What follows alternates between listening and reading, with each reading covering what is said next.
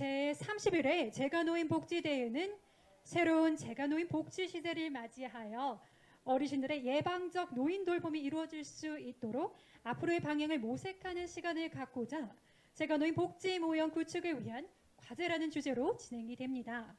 혹시 토론 내용 중 궁금하신 사항에 대해 질문하실 경우에 안내석에 비치된 질문 요청서를 작성해 주시기 바랍니다. 네, 고맙습니다. 그럼 좌장이신 최균 교수님을 소개해 드리도록 하겠습니다.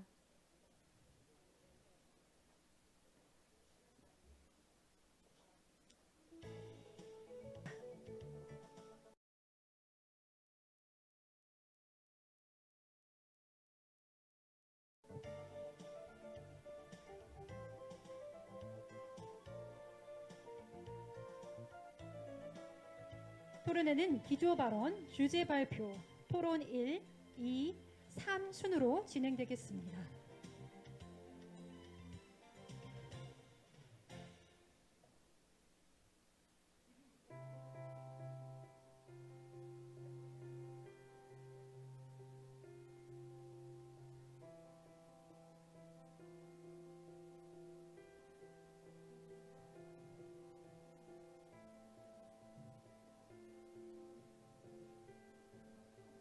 네, 제가노인 복지 모형 구축을 위한 과제의 주제로 토론회 시작될 텐데요. 혹시 토론회 내용 중 궁금하신 사항에 대해서는 안내석에 비치된 질문 요청서를 작성해 주시면 저희가 답변해 드리도록 하겠습니다.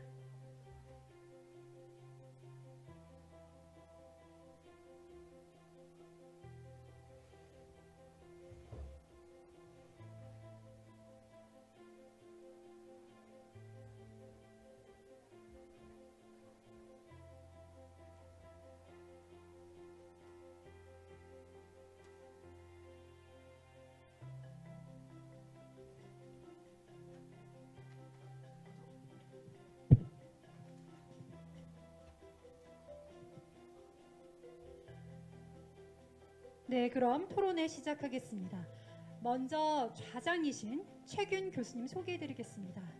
서울대학교를 졸업하시고 한국사회복지협의회 정책연구원 원장 역임, 또 현재 한림대학교 사회복지학부 교수로 재직하고 계십니다.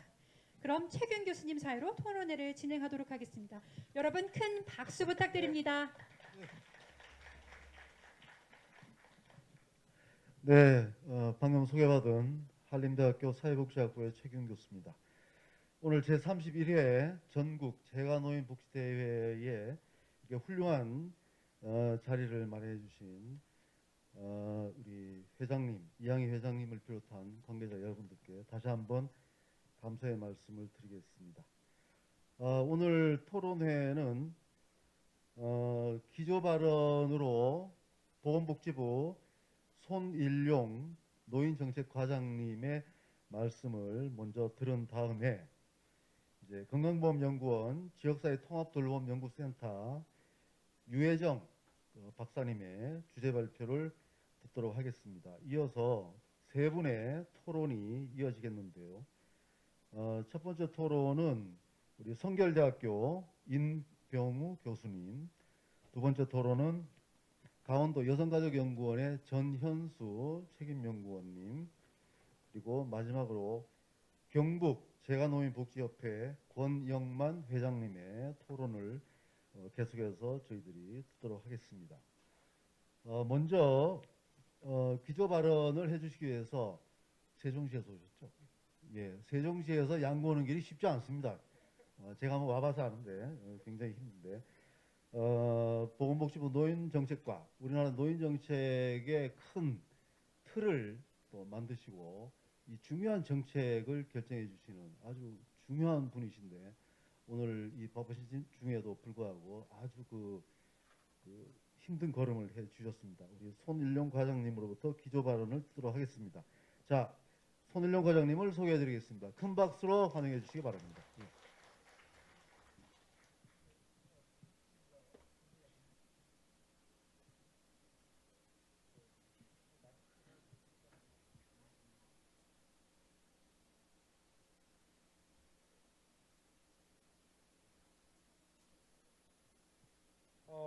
보건복지부 노인정책과장 손일영입니다.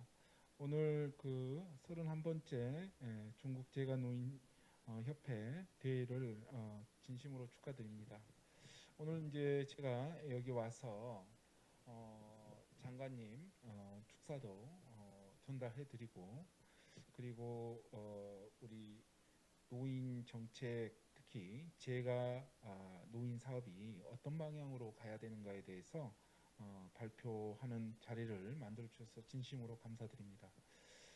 일단 여러분도 현장에 계시지만은 지속적으로 보건복지부가 우리 재가노인협회와 또 다른 모든 현장에 계시는 분들과 지속적으로 소통하고 어떻게 하면 더 나은 환경과 그리고 사업이 될 수 있도록 협의하고 있다는 말씀을 드립니다. 먼저 우리나라가 이제 장규양이 시작된 지 2008년 7월달에 시작됐는데 지금 2021년도 되고 있습니다. 그리고 우리나라가 이제 선진국 진입에 어느 정도 성공하였고, 특히 사회복지가, 특히 재가노인복지 여러분들의 힘에 의해서 많은 발전을 했다고 보고 있습니다.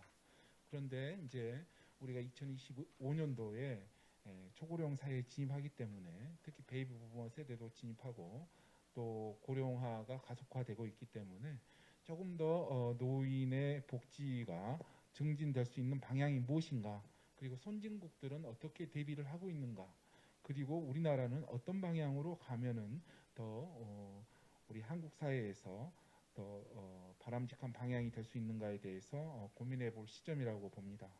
첫 번째로는 존엄한 노후 생활을 보장하는 지속 가능한 사회복지, 노인복지 체계를 구축하는 게 핵심이라고 봅니다. 그래서 특히 노인 돌봄에 있어서는 병원보다는 우리 그 요양원보다는 지역사회 거주를 지원하는 ARP, 즉 자기가 살던 곳에서 노후를 보낼 수 있는, 그러므로 재택 복지가 중요하다는 점에 대해서 저희들이 목표로 삼고 있습니다. 두 번째는 언제 어디서든 안심하고 이용할 수 있는 서비스 체계 마련하는 것도 중요하다고 봅니다. 그래서 몇 가지 방향성을 가지고 저희들이 추진하려고 하는데, 하나는 첫 번째는 의료와 요양, 그리고 요양이 진입하기 전에 의료와 요양 예방의 연속적 돌봄 체계를 구축하는 게 필요하다, 이런 방점을 가지고 준비를 하고 있습니다.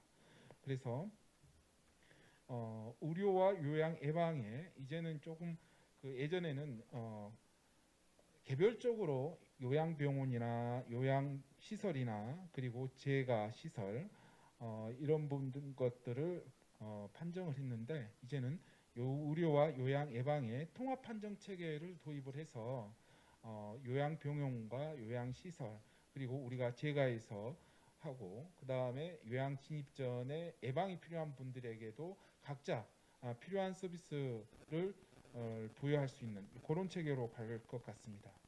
그리고 두 번째로는 이제는 이제 저도 이제 장교양보험 도입할 때 법을 좀 담당을 했는데, 그때 그 요양보험에서는 아무래도 건강관리보다는 복지의 개념, 일상생활 지원의 개념에 중점을 많이 뒀습니다. 이제는 건강관리 분야, 이런 분야에도 우리가 관심을 둘 필요가 있다, 이렇게 보고 있습니다. 세 번째로는 장교양 제도가 도입됨에 따라서 이제는 일상 고동이 불편한 그 노인분들에 대한 체계는 어느 정도 갖추어졌는데, 그 진입 전 노인에 대한 예방적 돌봄 체계에 대해서도 한 단계 더 수준을 높여야겠다, 이런 말씀을 드립니다. 그래서 이제 최근에는 노인 맞춤 돌봄이라는 제도를 도입해서 일상생활 지원을 우리가 해주고 있는데, 지금 우리가 일반군, 집중군 이렇게 해서 서비스를 해주고 있는데, 장교양 진입 전에 있는 분들에 대해서는 조금 더 두터운 보장이 준비가 돼야 되지 않을까. 그래서 그런 부분에 대해서도 예방적 돌봄 체계를 구축하는 부분을 목표로 하고 있습니다. 그리고 지역 단위에서 지금 여러 가지 사회복지를 하는데 이제 사례관리 개념, 특히 케어 매니지먼트 개념이 우리나라에도 많이 이제 도입이 되고 실제적으로 실현이 되고 그런 부분을 보고 있습니다. 이제 우리 특히 가까운 일본 같은 경우는 케어 플래너라는 제도가 도입돼서 사회복지 개념도 일종의 어떤 진단이나 처방을 받고 필요한 서비스를 전달하는, 여기 보면은 자원의 효율적 전달 체계를 구축을 했는데, 우리도 이제 그분의 욕구를 평가를 해서 그리고 거기에 맞는 서비스를 매칭하는 그러한 사례 관리 체계, 케어 매니지먼트 체계를 지금 선진하고 있는데, 이 부분도 지역 단위의 종합적 사례 관리 체계를 구축하는 그런 부분을, 즉 예방 체계와 장기요양 보험 체계의 전 체계를 구축하는 그런 방향성을 갖고 지속적으로 하고 있습니다. 특히 치매 노인이 급속히 이제 증가하고 있기 때문에 치매 노인에 대한 통합적, 연속적 관리 강화도 필요할 것으로 보이고 있습니다. 그리고 특히 큰 카테고리로서 재가 생활 지원을 위한 장기요양 서비스가 확충이 되어야겠다는 방향성을 갖고 있습니다. 그래서 예전에 우리가 장기요양 보험을 도입했을 때는 시설의 급여가 조금 더 많이 지급이 되고 재가의 급여가 조금 한계성이 있었고, 특히 재가는 다양한 필요한 서비스들이 종합적으로 제공돼야 되는데, 그런 것들이 이제 재가 급여액의 한계 때문에 종합적으로 제공하는 게 어려움도 있었습니다. 그래서 이제 단일 방문 요양이라는 단일 서비스 중심으로 발전하는 경향이 있었는데, 재가 서비스라는 것은 그러한 방문 요양뿐만 아니고 주간 보호 서비스, 그리고 방문 간호 관리 서비스, 방문 목욕 서비스, 복지 연구 서비스, 그리고 우리가 이제 더 확장할 수 있는 여러 가지 실제 재가에 생활하다 보면은 필요한 서비스들이 더 나올 수 있는데, 그러한 서비스들을 확충하고 또 그리고 거기에 대한 급여도 좀 보존해서 이러한 종합적 서비스가 제공될 수 있는 그러한 체계가 필요하다고 보고 있습니다.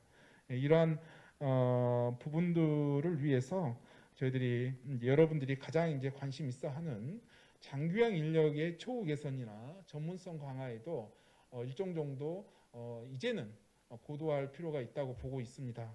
그래서 많은 부분에서 지금 우리 장기요양 인력들, 특히 재가 인력, 우리 여러 가지 지금 현장에서 많은 어려움을 겪고 있다는 것을 저희들도 알고 있습니다. 많이 알고 있는데, 일종의 재정 상황, 이러한 많은 이유 때문에 여러분들의 처우에 대해서 적극적으로 많은 보상을 못하고 전문성도 많이 못 키워드렸는데, 이제는 그런 방향성에서도 처우 개선과 전문성 강화하는 방향으로 가서 실제적으로 우리의 사회 돌봄, 노인 돌봄 하는 분들이 정당한 환경에서 조금 좋은 여건에서 일할 수 있도록, 그리고 자기의 경력에 따라서 전문성이 제고될 수 있는, 거기에 대해서 전문성 강화 방안 이런 부분들을 적극적으로 수행해 나가겠습니다.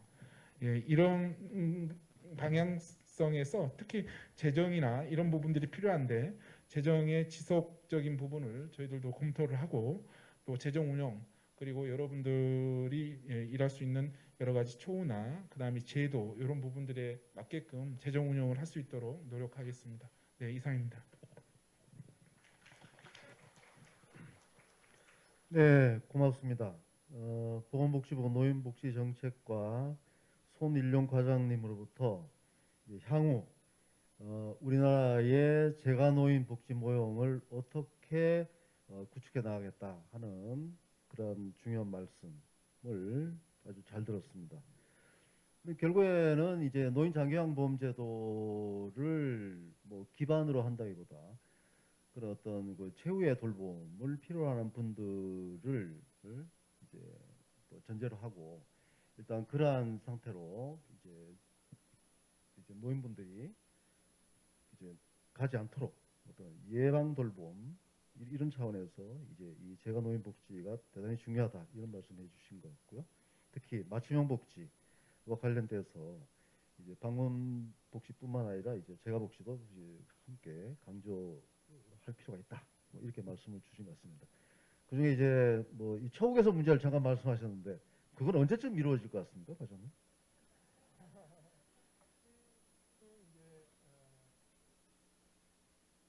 저희들이 처우 개선 부분은 계속해서 계획에 담고 이번에 2023년에 지금 장교양보험의 제도에 또 5개년 계획을 수립하고 또 그 전에 그런 것들이 실현될 수 있는 논의 이제 어떤 협의 체계 이런 것들을 많이 논의할 것 같습니다. 그리고 장교양보험은 장교양보험위원회 중심으로 그러한 논의 방향성을 가지고 논의하고 있고 그리고 맞춤 돌봄 서비스 이러한 그 예방 돌봄 측면에서도 저희들이 예산 당국하고 지속적으로 협의하고 있습니다. 그런 부분에 대해서 여러분들이 현장에 있는 부분들을 그대로 전달해서 이런 여러분들이 일할 수 있는 여건이 조금 나아질 수 있도록 적극적으로 노력하겠습니다. 예, 아이 고맙습니다. 예, 박수 한번 부탁드리겠습니다. 우리 송 과장님은 제가 예전에부터 이제 제가 알고 지내던 분이신데요. 오늘 뵈니까 더 멋있어지신 것 같아서 아주 대단히 반갑습니다. 자, 이어서 이제 주제 발표를 듣도록 하겠습니다. 오늘 주제 발표는 현재 건강보험연구원 지역사회 통합돌봄연구센터의 센터장으로 계시는 우리 유혜정 박사님으로부터 듣겠는데요. 우리가 그 유혜정 박사님을 잠깐 소개해드리면 이제 일본 도요대학에서 이제 사회복지학으로 박사학위를 받으시고 현재 저출산 고령사회위원회 세대 공감분과 위원으로 활동하고 계십니다. 예, 큰 박수로 맞이해 주시기 바랍니다.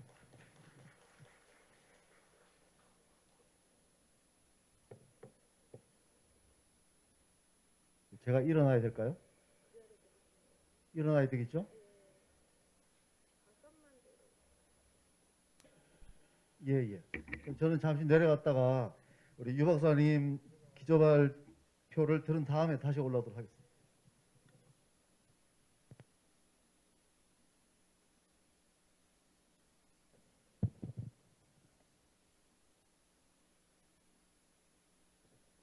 네, 안녕하세요. 반갑습니다. 소개받은 국민건강보험공단 건강보험연구원에 근무하고 있는 유혜정이라고 합니다. 반갑습니다.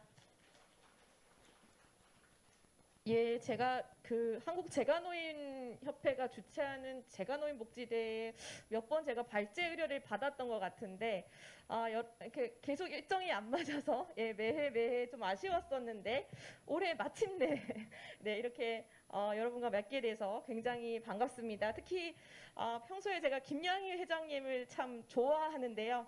예, 특히 또 김양희 회장님이 또 회장님으로 계시는 올해 또 여러분들하고 같이 뵙게 돼서 굉장히 반갑습니다.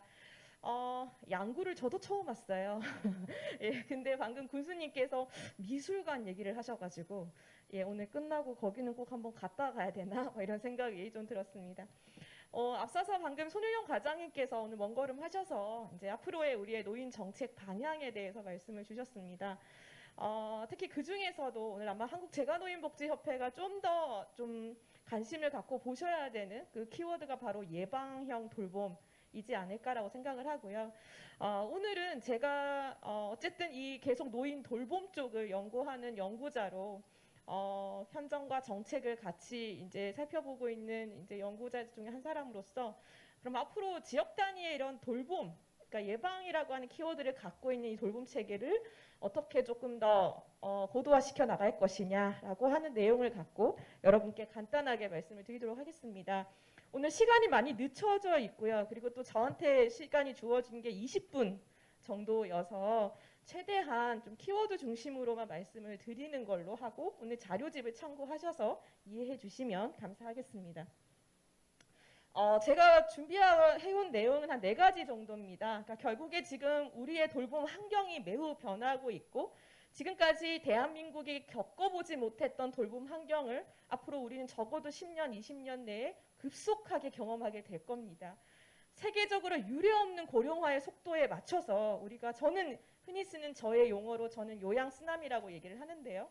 한국 사회가 대한민국 사회가 앞으로 요양 쓰나미를 어떻게 잘 대응 체계를 만들어서 국가적 위기, 부담 이게 아니라 잘 한국형의 방식으로 슬기롭게 잘 추진해 나갈 수 있을 것이냐에 대한 부분들에 대해서 몇 가지 좀 중요한 포인트들을 말씀을 드리고 두 번째는 그렇다고 지금까지 우리가 아무것도 안 한 건 아니죠. 각 분야에 계신 현장에서 그리고 전문가들이 지금까지의 재가노인복지 현장을 많이 성장시켜 왔습니다. 그 중에서도 좀 우리가 좀 한계점이라고 들여다봐야 되는 부분들 좀 말씀을 드리면서 그러면 우리보다 먼저 고령화를 경험하고 있는 선원국에서는 이런 사례들을 어떻게 준비하고 운영하고 있는지를 살펴보면서 결국에 우리가 앞으로 검토해 봐야 될 정책적 키워드를 몇 가지 제시해 드리는 걸로 오늘 제 발제를 대신하고자 합니다. 말씀드린 대로 고령화의 속도입니다. 특히 65세 이상의 노인이 증가한다. 이게 문제가 아니고 75세 이상의 노인이 증가한다라고 하는 겁니다. 그러니까 인구 코호트 상으로 75세 이상의 노인이 되면 돌봄을 받아야 되는 필요도가 확연히 급속하게 증가합니다. 그러면 지금 이제 서서히 들어오고 있는 우리의 베이비 부머 세대 약 700만 명이 앞으로 65세 이상의 진입으로 할 것이고 이분들이 향후 75세 앞으로 10년, 15년 사이에 75세 이상의 인구로 증가를 할 것이고 진입을 할 것이고 그러면 결국 75세 이상, 85세 이상 이 그룹의 인구층들이 우리 대한민국의 상당수의 비율을 차지하게 될 텐데 이분들이 요구하게 될 이 돌봄 필요도를 어떻게 우리가 대응할 것인가에 대한 고민들이 있어야 될 것 같습니다. 특히 방금 말씀해 주신 것처럼 치매 환자가 더불어서 치매 유병률이 증가하고 있다는 거죠. 아시다시피 치매는 치매 케어와 돌봄이라고 하는 것은 필연적으로 같이 갈 수밖에 없습니다. 그러면 치매 환자, 치매 케어를 보다 고도화시키면서 이 돌봄 환경을 어떻게 바꿔나갈 것이냐. 특히 치매 어르신들 같은 경우에는 본인의 생활 환경이 변화되는 것이 가장 안 좋은 요소이기 때문에 지금까지 살아온 지역사회에서 지금까지 살아온 내 집에서 지금까지 만나온 내 가족과 우리 동네 사람들과 어떻게 잘 살아갈 수 있도록 할 것이냐라고 하는 근본적인 패러다임에 대한 변화들이 요구된다라고 볼 수 있습니다. 너무나 잘 아시다시피 그러면 집에서 참 가족들이 같이 잘 돌보면 좋은데 가족의 부양 기능은 더더욱 약화되고 있고 특히 더불어서 우리의 노년 세대도 현재의 노년 세대와 앞으로의 노년 세대의 특성이 매우 확연히 다르게 나타나고 있다는 거죠. 특히 이분들은 교육 수준도 높고 경제적 소득도 굉장히 지금의 노인 세대와는 차이가 있기 때문에 이들의 본인의 결정권, 자기 결정권 그리고 본인이 원하는 서비스에 대한 선택할 수 있는 여유 이런 것들이 현저히 다르기 때문에 이 부분들을 어떻게 우리가 대응할 것이냐 그리고 이분들이 원하는 것 또한 시설이나 병원에 가는 것보다는 내가 돌봄이 필요한 상태가 돼도 집에 있겠다 라고 하는 이 비율이 높은 이 부분들을 그럼 지역사회에서 이런 돌봄에 관련한 인프라들을 어떻게 제공할 것인가 라고 하는 부분들에 대한 고민이 필요하다라고 하는 겁니다. 특히 이제 재가에서 이용하시는 그러니까 향후 저희가 이제 이 자료는 제가 2020년에 한 4,000명 정도의 앞으로의 신노년 세대 그리고 현재의 노년 세대를 대상으로 그러면 장교양이 필요한 상태가 되었을 때 어디서 살고 싶냐라고 어떻게 어디서 살고 싶냐라고 하는 설문조사를 했을 때 재가에서 생활하시는 분들이 굉장히 많이 원하는 것도 원하는 시간에 나의 욕구에 맞춘 서비스를 이용하고 싶다라고 하는 부분이었습니다. 그러니까 결국에는 지금의 우리가 돌봄 서비스를 제공하고 있지만 자칫 공급자 위주의 서비스를 제공하고 있지는 않은지 그럼 그분들이 필요로 한 서비스를 우리가 어떻게 제공할 것인지에 대한 이 서비스의 욕구의 다양화에 맞춰줄 수 있는 공급 방식의 변화도 앞으로 우리가 고려해야 되는 여러 가지의 요소라고 볼 수 있습니다. 지금까지 우리는 사실 코로나 팬데믹 이전과 이후 돌봄 방식이 굉장히 많이 저는 변해야 된다라고 생각을 하는데요. 아마 이번 코로나 이후에 노인복지관을 가지 못해서 길거리에서 식사를 하시고 빵으로 대체하시는 이런 어르신들에 대한 뉴스 많이 보셨을 겁니다. 그러니까 결국엔 지금 우리가 대규모 방식의 서비스들을 계속 해왔지만 결국에 좀 더 지역 밀착형으로 지금까지 만나왔던 소그룹에 대한 그러니까 돌봄 방식에 대한 고민 그리고 온라인 오프라인을 통한 그 통합적인 융합적인 방법을 고려한 이런 돌봄 방식의 변화 이런 걸 통해서 결국에는 주기적으로 온다라고 하는 이 감염병 시대를 맞이해서도 끊이지 않고 지속적으로 서비스가 제공될 수 있는 공급 체계를 지역사회에서 돌봄 환경을 어떻게 만들 것이냐라고 하는 고민들을 갖고 앞으로 우리가 노인복지, 노인 돌봄에 관련한 여러 가지 정책들의 방향성을 고민해야 되지 않을까라고 생각합니다. 그런 걸 이제 여러 가지로 고민해보면 결국에는 지금 우리가 장기요양보험제도 도입 이후에 중증 요양 중심, 어쨌든 인지지원 등급까지 등급이 확장되면서 경증까지 많이 내려오긴 했지만 ADL 1개 이상의 부분 도움이 있는 분들, 그리고 2개 이상의 부분 도움이 있는 분들은 등급 내로 들어오시고, 그리고 그 장기요양에 진입 전에 어르신에 대한 서비스나 이런 것들이 지금까지 맞돌이나 이런 걸 통해서 해왔는데, 결국에는 장기요양 중심의 이런 서비스 제공 패턴이 계속 주가되면서 진입 전에 이분들에 대한 이 돌봄에 대한 관심도가 굉장히 많이 필요하고 서비스에 집중이 필요한데, 결국에는 우리가 이 연속적 돌봄 체계를 만들기 위한 어떠한 돌봄의 욕구가 있을 때부터 중증의 돌봄까지의 이것들을 지역사회 내에서 어떤 돌봄 체계를 만들 것이냐라고 하는 고민들이 이제는 시작할 때가 되지 않았나라고 생각을 합니다. 그래서 결국에는 국가와 공공과 민간, 그리고 정부가 해야 되는 것들, 그리고 지자체가 해야 되는 것들, 건보공단과 관련 기관들이 같이 해야 되는 것들, 그리고 지역사회에서 같이 만들어가야 되는 것들, 이런 것들이 다들 포괄적으로 만들어지면서 손영 과장님께서 말씀하셨던 통합돌봄이라고 하는 방향성을 갖고 지역 단위의 연속적 돌봄 체계를 만들어가는 그런 대한민국의 그 신노년 돌봄, 노인 돌봄 정책에 대한 비전을 가질 필요가 있지 않을까라고 생각이 듭니다. 말씀드린 대로 지금까지 우리가 장기요양 서비스는 굉장히 많은 변화를 이제 겪어왔죠. 특히 제가 서비스 같은 경우에는 거의 대부분의 장기요양 기관 중에 80~90%가 방문 요양과 방문 목욕을 하고 있을 정도로 기관 인프라가 굉장히 많이 성장했고 서비스 내용도 많이 발전해 왔습니다. 더불어서 맞돌 서비스도 우리가 굉장히 분절화되어 있던 노인복지 사업들을 합치고 통합적인 관리 체계를 만들면서 상당히 많은 확대 체계를 가져왔지만, 그럼에도 불구하고 우리의 노인들의 욕구는 이 건강관리부터 다양성을 갖고 있음에도 불구하고 맞돌이 서비스들이 거의 일상생활 조언 중심으로 많이 제공이 되다 보니까 결국에는 이분들이 중증화되지 않고 장기요양 상태가 되기 전에도 장기요양 상태가 되는 진입 전의 시간들을 늘려주기 위해서 포괄적인 지원을 어떻게 할 것이냐라고 하는 부분들에 있어서는 앞으로의 많은 검토가 필요할 것 같습니다. 더불어서 무엇보다도 중요한 게 건강관리와 관련한 부분인데, 이 보건소의 방문건강관리 서비스도 지금 다양한 방식으로 이루어지고 있긴 하지만 굉장히 제공하는 인프라의 한계가 있다 보니까 일부 대상자들에게만 서비스가 제공되는 한계점을 갖고 있어서 또 이것들은 또 어떻게 우리 앞으로 확대할 것이냐, 그리고 치매 국가 책임제를 시작하면서 전국의 치매 안심센터가 만들어졌고, 치매 안심센터를 중심으로 해서 이 치매 예방 서비스, 관리 서비스에 대한 비전들이 있지만 아직 시행 초기다 보니까 이것들이 안착되는 데까지 시간이 좀 있고, 좀 더 전문성을 갖고 이 돌봄 기관들의 이 치매 전문성을 강화하기 위해서 치매 안심센터도 앞으로 어떤 역할을 할 것이냐라고 하는 부분들에 대한 고민들도 같이 이루어져야 될 것 같습니다. 더불어서 이러한 각각의 제도들이 움직여지고 있지만 그 안에서 발생되고 있는 분절성들의 문제들을 해결하기 위해서 2018년에 도입되고 있는, 지금 검토되고 있는 것들이 지역사회 통합돌봄입니다.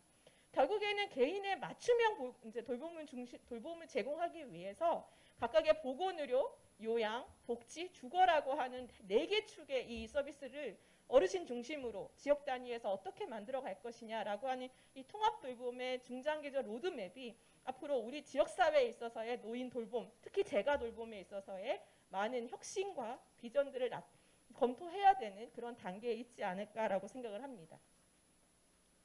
이런 지금 통합돌봄 선도 사업도 지금 관련된 13개 지자체에서 운영을 하고 있는데요. 관련된 내용들이 앞으로 어떻게 좀 더 움직여질지 좀 살펴봐야 될 것 같습니다. 이러한 내용들을 좀 고려해 봤을 때 앞으로 사실은 지금 장기요양에 진입한 어르신들에 대한 지원 체계를 강화하고 서비스의 보장성을 확대하는 내용들도 필요하지만 앞으로 결국에는 우리가 늘어나는 노인 인구의 돌봄 필요도를 사회보장 재정이나 이런 것들을 고려했을 때 지속 가능한 모델로 만들기 위해서는 진입 전에 집중적으로 서비스의 예방 서비스가 필요한 그룹에 대한 진입이 훨씬 더 좀 세밀하게 이루어져야 된다. 그래서 이 장기요양 진입 예방을 위한 제도적 기반이 이제는 좀 확실하게 이루어져야 되지 않을까라고 생각합니다. 아마 기억하시는 분들은 장기양보험제도 처음 도입될 때부터 등급외자 지원 어떻게 할 거냐라는 얘기가 계속 나와 있었고, 그게 노인돌봄 종합서비스에서 계속 그거를 받아서 하다가 맞돌로 넘어오면서 실제로 지금 맞돌에서는 또 집중군, 중점군에 대한 서비스로 가고 있는데, 이 중점군에 해당되는 서비스를 좀 더 전문적이고 조금 효과성 높은 모델로 만들어가는 작업들이 필요하지 않을까라고 생각을 하고요.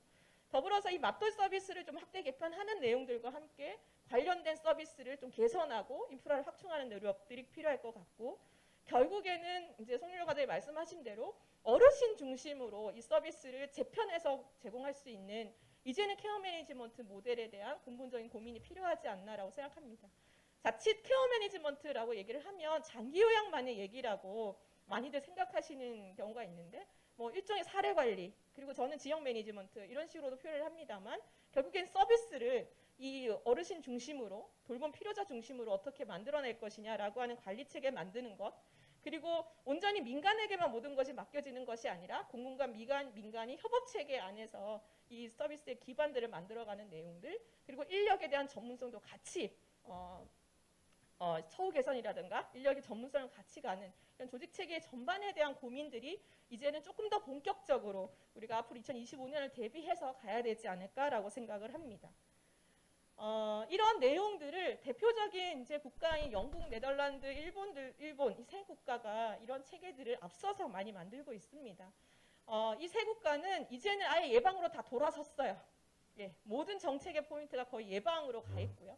그러니까 중증은 중증 대상자를 위한, 예를 들어서 일본의 개호보험제도 같은 경우에는 중증 대상자를 위한 서비스에 좀 더 전문성을 기하기 위한 뭐 가산을 더 넣는다거나 수가 체계를 고도화시키는 내용들도 가지만, 그 전에 지역 단위에서 이분들의 진입 전에 이 단계를 어떻게 좀 더 잘 탄탄하게 만들 것이냐라는 논의들이 이 지역 포괄 케어 시스템이라고 하는 내용 안에서 이루어지고 있습니다. 먼저 영국 같은 경우에도 이제는 지방정부가 이 1, 2, 3단계의 예방의 단계를 설정을 하고 거기에 맞춰서 책임성 있는 예방 체계를 갖추고 그 어르신들의 돌봄 필요도에 따라서 맞춤형의 서비스를 제공을 해야 된다라고 하는 거를 지침 이제 제시를 하고 있고요. 네덜란드는 참가형 사회라고 하는 이 슬로건을 걸고 결국에는 지금까지 해왔던 중증 중심의 돌봄이 많이 필요한 어르신들 중심에서 이제는 지역사회에서 이 돌봄 체계를 어떻게 만들 것인가라고 하는 것들에 대해서 지속적인 제도 개혁을 통해서 이것들을 강화해 나가는 노력을 하고 있습니다.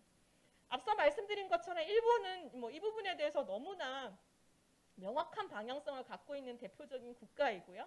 그래서 최근에는 이 예방 급여로 이루어지던 이런 서비스들을 지역사회 사업 서비스로 빼서 개호보험의 재정이 들어가긴 하지만 지역의 자율성, 지역의 지역 자원들을 충분히 활용해서 이 예방형 체계를 만들어가는 과정들을 이끌어내고 있습니다. 그걸 지역지원 사업이라고 하는 명칭으로 쓰고 있는데요. 뭐 이런 내용들이 사실상 우리에게 주는 시사점들이 매우 크다고 볼 수 있습니다. 그리고 여기에 대한 이제 거점의 역할을 지역 포괄지원센터가 거점의 역할을 하면서 이 관련된 내용들을 강화시켜 나가는 모형으로 추진을 하고 있습니다. 앞서 말씀드린 대로 어쨌든 대한민국이 지금까지 해왔던 재가노인의 사업들, 장교양을 비롯해서 맞춤형 돌봄 서비스, 그리고 보건소에서 하는 방문 건강관리 서비스, 그리고 또한 치매와 관련한 치매 안심센터가 들어오면서 하는 다양한 서비스들이 결국엔 노인의 돌봄 욕구에 직결적으로 연관되는 서비스의 공급 체계로 들어와 있고, 이것들을 보다 효과적으로, 효율적으로 앞으로 어떻게 각각의 서비스를 고도화시키면서 묶어낼 것이냐, 어르신 중심으로 묶어낼 것이냐라고 하는 부분들에 대해서 매우 중요하고, 그 타겟 대상 그룹을 예방이라고 하는 타겟을 걸고 이 어르신들이 장교양 보험의 제도권으로 들어오는 걸 좀 막을 수 있는 그런 망을 좀 만들어보자라고 하는 게 기본적인 방향성입니다. 계속 쭉 말씀드렸지만 우리가 너무 장교양보험제도 중심으로 이렇게 끌어오다 보니까 다들 장교양 등급 받으려고 줄 서 계시는 거예요. 그리고 장교양 등급을 못 받으면 지역사회에서 받을 수 있는 서비스가 굉장히 한정적이다 보니까 이런 이제 조금 불균형적인 이 부분들을 우리가 어떻게 할 거냐, 돌봄의 필요도에 따라서 단계적으로 이렇게 서비스가 확대돼 나가는 이런 정책적인 정합성을 만들어가는 과정들이 필요하지 않을까라고 생각을 합니다. 더불어서 복지만의 얘기가 아니라 이제는 보건복지의 얘기로 내용이 좀 확장되어야 된다. 그리고 기존에 관련된 자원들을 잘 연계해서 우리가 지금까지 키워온 지역 자원들을 활성화시키는 전제하에 이것들의 체계들을 만들어가는 과정의 한 축으로 가면 어떨까라고 생각을 합니다. 그래서 한 5가지 정도, 그래서 이제 돌봄에 대한, 예방 돌봄에 대한 개념 정의를 좀 명확하게 하고 거기에 대한 제도화를 위한 로드맵의 설정이 필요할 것 같습니다. 복지를 생각하시는 분들은 주로 예방 이러면 장기요양 예방 이러면은 장기요양 등급전에 등급을 막기 위한 뭐 이렇게 생각을 하시는데요.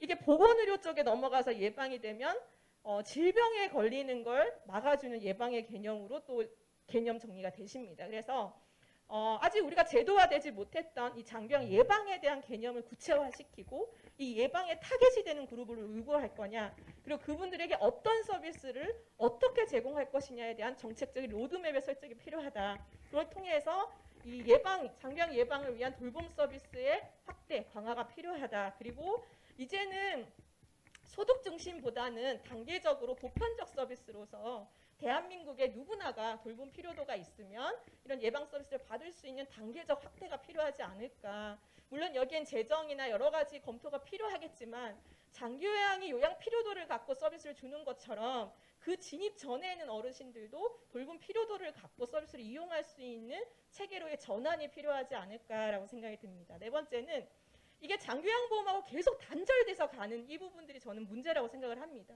그러니까 결국에는 돌봄이 필요한 이 경증의 단계부터 중증까지 어떤 제도권에 있더라도 이분에 대한 관리나 정보 체계가 계속 연계돼서 움직일 수 있는, 그래서 이 제도의 사각지대가 발생되지 않도록 장기요양보험과도 어떤 연계 체계를 갖출 것이냐라고 하는 고민들, 그리고 말씀드렸던 다양한 자원들을 엮어서 지역 단위에서 이것들을 만들어가는 과정에서 정보 공유 시스템을 만드는 것은 필수고, 그래서 ICT에 기반한 이 정보 체계를 만들어서 사례 관리 체계를 강화시켜 나가는 이 5가지의 기본 정책적인 요소들은 검토가 되어야지만 가능하지 않을까라고 생각이 듭니다. 앞서 그 여러 가지 제가 설명을 드렸지만 이 5가지를 추진함에 있어서 이제 우리가 조금 정책적인 포인트들을 이제 짚고 넘어가야 되는 거죠. 큰 축으로 지역사회 통합 돌봄, 연속적 돌봄 체계 구축, 그리고 포스트 코로나 이후에 이 지역 돌봄 체계의 변화의 요구, 이 3가지의 큰 축을 갖고 앞으로 재가의 예방적 돌봄 체계를 어떻게 만들 것이냐에 대한 정책적인 패러다임을 만들어갈 필요가 있지 않을까라고 생각합니다. 그런 여러 가지의 정책적 방향성 안에서 앞으로 재가노인 지원 서비스는 어떻게 가면 좋을 것이냐라고 하는 부분에 있어서 그냥 제가 개인적인 이제 생각을 조금 몇 가지 써봤는데요. 이제는 좀 사업 목적을 명확하게 가져갈 필요가 있지 않을까라는 생각은 듭니다. 많은 분들이 현장에서 지금까지 굉장히 고생하시고 함께 해왔는데 우리의 정책 환경들이 막 변하고 있죠, 지금. 예, 그런 정책 환경의 변화에 발맞춰서 지금까지 오랜 역사를 갖고 있는 우리나라의 재가노인 지원 서비스도 조금 더 사업의 대상과 내용과 목적을 명확히 해서 이 정책 환경 변화에 같이 발맞춰서 갈 수 있는 그런 계기를 좀 맞았으면 좋겠다라는 생각이 들고요. 이제는 단순 생활 지원 방식의 고민을 넘어서서 이분들이 어떻게 살 것인가에 대한 고민을 하셔야 되고, 그리고 어떻게 살 것인가에 대한 고민은 복지 쪽만의 고민이 아니라 보건의료와 같이 갈 수 있는 고민으로 이제는 같이 가야 된다라고 하는 얘기들을 좀 말씀드리고 싶습니다. 지금까지 우리의 노인복지는 복지만의 영역이었어요. 근데 이제는 지역사회 통합돌봄이라고 하는 키워드가 던져진 다음부터는 복지만의 얘기가 아닙니다. 보건의료와 복지가 어떻게 갈 것인가. 그러면 재가노인의 서비스를 생활을 전반적으로 서포트하기 위해서 복지가 할 역할, 보건의료가 해야 될 역할, 그리고 이 둘이 같이 해야 될 역할에 대해서 앞으로는 같이 고민해 나가야 되는 그런 과제들이 있지 않을까라고 생각합니다. 그리고 3번째는 각각의 서비스가 지역마다 다양한 특성을 갖고 움직이고 있는데 결국에 좀 표준화된 모델에 대한 고민은 필요한 것 같고요. 지역의 특성을 반영하되 재가노인 지원 서비스가 가져야 되는 표준화된 방향성, 첫 번째의 방향 사업 목적의 명확성하고도 좀 결부되는 내용이긴 합니다만 이 3가지의 내용들을 같이 검토하면서 앞으로 우리나라의 대한민국의 노인 돌봄 정책의 방향성에 이 재가노인 서비스가 좀 더 발맞춰서 한 단계 레벨업 될 수 있는 그런 계기가 되면 좋겠다라는 말씀을 드리면서 오늘 저의 발제를 마치도록 하겠습니다. 감사합니다.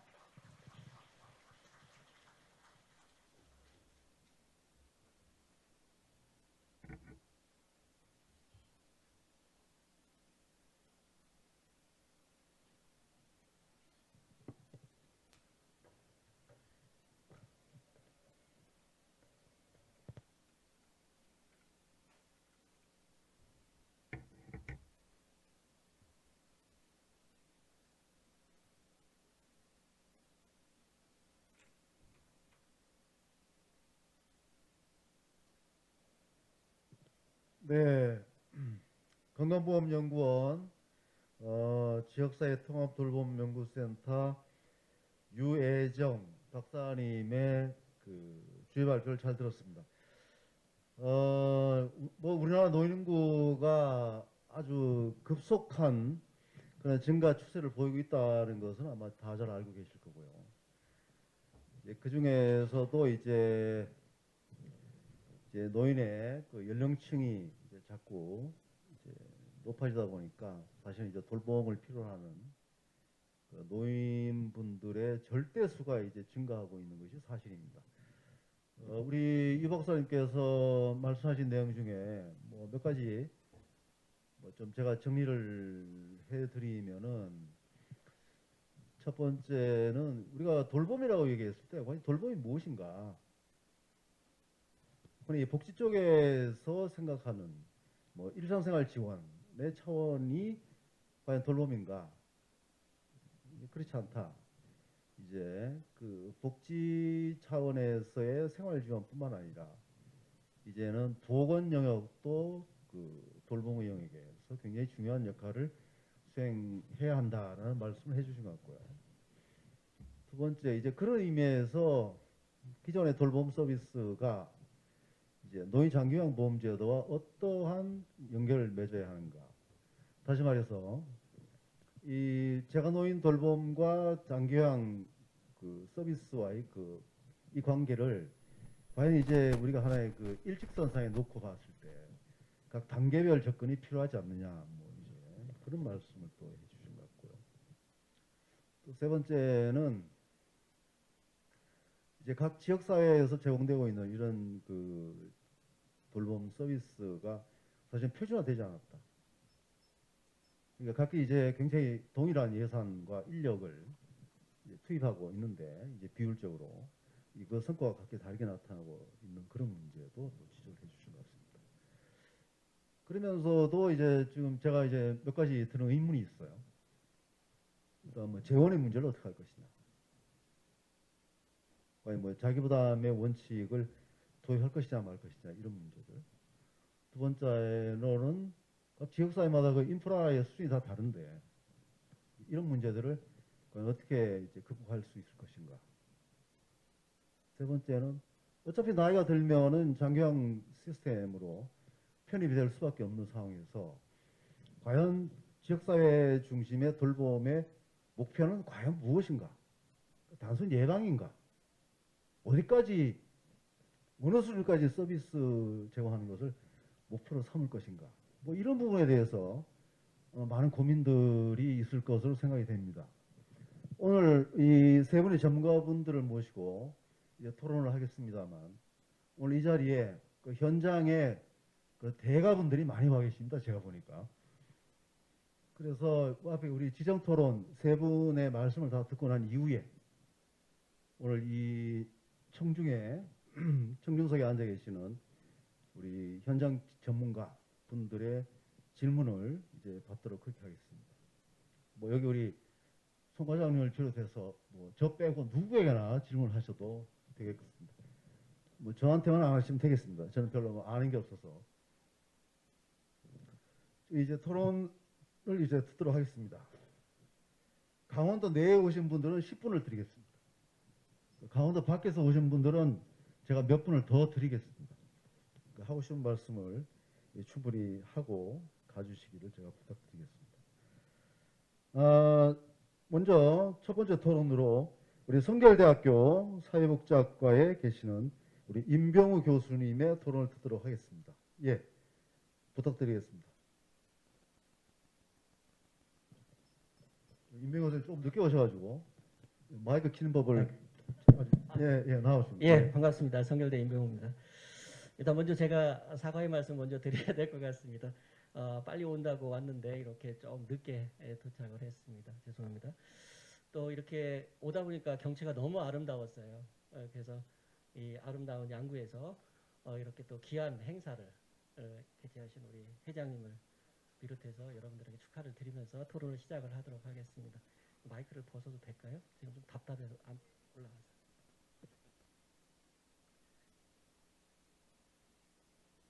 예, 우리 그 유혜정 박사 토론 예 오래간만에 뵙고 예 토론 참 그 발제 내용 잘 들었습니다. 오늘 세 가지 정도로 이렇게 요약해서 발제를 해주셨고요. 첫 번째는 향후에 노인 돌보며 환경이 어떻게 변할 것인가. 두 번째는 그 이러한 변화 속에서 제가 돌봄 노인들의 그 지원 현황과 한계는 어떤 것들이 있는지, 또 예방적 돌봄 체계 구축의 방향성, 이렇게 세 가지 영역에 나눠서 발제를 해주셨고요. 저는 이게 세 번째 영역에 포커스를 맞춰서 조금 제가 토론을 하도록 하겠습니다. 먼저 그 문재인 정권의 그 뭐라 그럴까 돌봄의 가치라고 그럴까요? 이런 거를 조금 한번 말씀드리고 시작을 하도록 하겠습니다. 먼저 이제 가장 중요했던 것 중에 하나가 이제 지역에서 함께 살아가면서 돌봄의 체감도를 높이는 이런 정책들이 가치를 가지고 있었다라고 말씀드릴 수 있고요. 두 번째는 또 지방 분권, 지자체 중심의 서비스들, 지자체 중심의 행정들 강조하셨었고, 그 다음에 세 번째로는 지역의 네트워크, 그 시민들의 참여, 당사자의 참여를 통해서 지역사회 네트워크에 복원하는 것들, 그 다음에 의료비 완화와 일자리 창출, 이렇게 이제 이런 네 가지 정도의 돌봄의 가치를 가지고 있었다라고 판단이 됩니다. 이것은 아마도 여러분들 재가지원센터 내지는 재가지원 서비스가 가지고 있는 가치와 상당한 일치하는 부분들이 있었다. 그럼에도 불구하고 좀 더 성장했으면 좋았을 것이 아닐까라는 아쉬움이 진하게 남는 그러한 과거들이 아니었나라는 생각이 듭니다. 이런 아쉬움에도 불구하고 앞으로 우리가 더 발전할 수 있고 더 발전하기 위해서 또 이런 자리를 마련했기 때문에 더 좋은, 우리 회장님이 더 좋은 정책 제안들 있을 것이라고 생각이 됩니다. 특히나 이제 요즘 통합돌봄이 도입이 시범 사업이 되면서 약간의 그 돌봄의 변화들이 조금 있습니다. 그 특징들을 조금 한번 살펴보면 유료와 실비 서비스들이 실험이 되고 있다라는 거고요. 특히나 이제 최근에 그 시범 사업 중에서 도시락 배달, 동행 서비스 이런 것들이 유료로, 전적 유료로 시도가 되고 있거든요. 이런 것은 향후에 이제 재가 지원 서비스도 어떻게 수용을 해야 되는지, 예를 들어 가지고 도시락이 4,500원이면 자부담 2,000, 배달비만 내면 누구든지 서비스를 받을 수 있고, 예전에는 이제 경제적인 수준이나 신체적인 등급에 따라서 뭔가가 이렇게 서비스가 결정이 됐지만 이제 욕구에 따라서 결정이 되는 흐름들로 가고 있다. 그러면 장애인 분야나 노인 분야 지금 이런 흐름들이 약간이 있다고 말씀드릴 수 있고요. 또 하나는 장기요양 체계하고 예방 체계하고 예전에는 이게 이제 재원이 다르기 때문에 상당한 이게 그 굉장히 분절된 이런 상태였는데, 이게 이제 그 경계가 애매해지고 있다라는 거예요. 서울의 SOS 서비스 같은 경우는 장기요양 센터 이런 데서 장기요양을 제공하는 시설에서 이제 위탁을 봐서 운영하는 상태가 되고도 있고, 특히나 이제 통합돌봄에서 보면 지금 시범 사업이 48개 정도 진행되는 걸 알고 있습니다. 근데 복지부에서 처음에 선도 사업으로 진행했던 부분들은 장기요양에 포커스가 맞춰져 있지만, 지자체 중심의 사업들은 선도 사업의 시범 사업은 거의 다 예방 체계에 포커스가 맞춰져 있다. 이런 좀 특징들을 좀 보이고 있고요. 그러면 24년에서 26년 사이에 복지부에서 통합돌봄 모형이 만들어지고 시작되는 26년에 시작된다고 보면, 이게 그럼 재가지원센터에서는 어떤 것을 어떻게 준비를 해야 되는지 조금 고민스러운 부분들이 있습니다. 또 하나는 여러분들 이게 우리가 이제 전달체계에서 행정체계와 집행체계로 나눠서 흔히 얘기들을 하는데, 행정체계는 굉장히 강화가 돼서 비대할 정도로 많이 강화가 됐고, 집행체계는 확대되지 않는 이런 문제들, 그래서 공무원 수는 엄청 늘어났지만 실제로 서비스를 제공하는 라인워커들은 상당히 어려움들이 많다라는 얘기들이 많습니다. 그래서 이런 밸런스들이 조금 어떻게 향후에 맞춰가야 되는지 이런 흐름들이 조금 보이는 것 같아요. 그래서 오늘 유혜정 박사도 아마도 이런 흐름들을 조금 방향이 반영이 돼서 여러 가지 말씀을 주셨는데요. 한 4가지 정도 말씀을 주셨어요. 그래서 장기요양에서 예방체계로 무게중심이 이동하고 있다. 그러니까 이거는 아마도 아까 제가 말씀드린 그 복지부의 선도사업과 지방자치단체에서의 선도사업, 이게 이제 이렇게 넘어가고 있는 부분들 말씀해 주신 것 같고, 그 다음에 대상자 중심의 장기요양에서 예방체계 간의 연속체계, 이거는 지금 끊임없이 저희들이 연속체계 돌봄에서 얘기하고 있지만 뭐 재원이나 서비스 제공의 여러 가지 뭐라 그럴까 행정체계 이런 거에 상당히 어려움이 있는 부분이지 않습니까? 끊임없이 고민이 되는 부분인 것 같고요. 그 다음에 대상자 욕구 중심의 보건복지 서비스 통합에 대해서 다시 이제 논의가 구체화되는 것 같습니다. 한참 이제 보건복지 통합에 대해서 얘기하다가 이거는 안 되는 것이다라는 거 여러 가지 시범 사업이나 이건 안 되는 것이다로 갔다가 다시 이제 가는 이런 형태로 지금 가고 있고요. 그 다음에 예방적 보편적 서비스 확대를 주장하셨어요. 근데 오늘은 제가 이제 사실은 제가 의뢰받기는 맞춤돌봄하고 재가지원센터의 효과성에 대해서 조금 토론을 해달라 그래가지고 제가 두 군데 맞춤돌봄하고 그 다음에 재가지원에 FGI를 해서 자료를 좀 준비를 했었어요. 근데 오늘 발제 내용하고 조금 안 맞아서 제가 다른 수도권 한 지자체의 사례를 가지고 앞으로 재가지원센터에서 재가지원 서비스가 2022년에 사업 계획을 어떻게 반영했으면 좋은지 조금 늦기는 했지만 복지부의 지침들을 어떻게 조금 바꿨으면 좋겠는지 이런데 이런 어떤 시사점을 주는지 사례를 가지고 조금 얘기들을 해보도록 하겠습니다. 센터 54페이지에 보시면 센터 개요를 보시면 세출 예산 기준으로 평균이 1억 7,900이었고요. 근데 아주 적은 지역은 1억 3천에서 2억 3천까지 약 1억 정도의 편차가 났습니다. 이거는 소규모 시설의 특성상 센터장님의 노력들이 얼마나 있느냐에 따라 가지고 세출 예산에 굉장히 많이 차이가 난다라는 거예요. 소규모 센터이기 때문에 아마 이게 지원 사업 이런 것보다는 후원이나 이런 부분들 또 법인에서의 지원들 이런 부분들이 상당히 작용을 했을 것 같고요. 노인 수는 85.9명이었고요. 그다음에 연령대는 80.4세. 이 얘기는 또 이게 이제 장교양의 통합돌봄이 들어오면 상당 부분 또 시사점이 있다고 봐요. 왜냐하면 통합돌봄의 제3 유형 중에 하나가 75세 노래자를 실험을 하고 있잖아요. 시범 사업을 하고 있잖아요. 그렇다고 보면 75세 이상은 어떻게 보면 통합돌봄 편입이 된다면 재가지원센터는 통합돌봄의 자체적인 재가지원 자체 서비스도 있을 수 있고 그렇잖아요.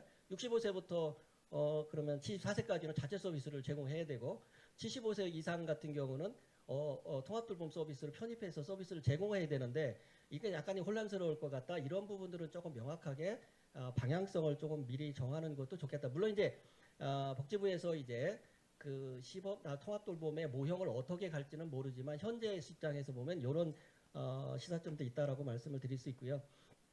그 다음에 범위를 보니까 7.7동을 커버하고 있어요. 여기가 이제 직원 선생님들이 3분인데 7.7동을 커버한데 그리고 이제 한 개 면에서 14개 동까지 커버하고 있습니다. 이 얘기는 맞춤돌봄에서 권역별로 이렇게 균형 있게 나눴듯이 재가지원센터에서는 어떻게 할 것이냐라는 거. 특히나 이제 제가 이제 군 단위 지역에서 지금 연구를 하나 하고 있는데 통합돌봄이 읍면 단위로 들어온다 한들 마을 단위에까지 들어가지 못하는 이런 어려움들이 있을 것으로 예측이 되거든요. 그러니까 한 면 단위도 어떻게 보면은 한 4km, 5km 정도 막 이렇게 멀리 떨어져 있기 때문에 특히나 이제 지역에 있는 지방의 농촌 지역에 있는 재가지원센터는 굉장히 어려움을 많이 겪을 수 있겠다. 이런 것들 그러면은 면 단위 군 단위나 이게 자그마한 시에서 하나만 있을 경우에 그러면 이걸 2개를 더 설치해야 되느냐 이런 문제들 지자체 사업이기 때문에 이건 굉장히 또 지침을 만들어서 해결하기는 또 어려운 문제고요. 진짜 자체적으로 해결해야 될 문제이기 때문에 이런 부분들이 조금 평준화되는 균형성 있는 지역 안배도 필요할 것 같다라고 보여지고요. 그다음에 대상자 문제가 욕구를 제가 이렇게 보니까 건강하지 못함과 건강이 나쁨이 한 37% 정도 돼요. 그래서 이제 이 건강하지 않다는 얘기가 아까 유 박사 말씀하셨듯이 보건복지 서비스, 보건 서비스 같이 들어가야 되는 퍼센테이지가 한 30에서 40% 정도는 되지 않겠느냐라는 것이고요.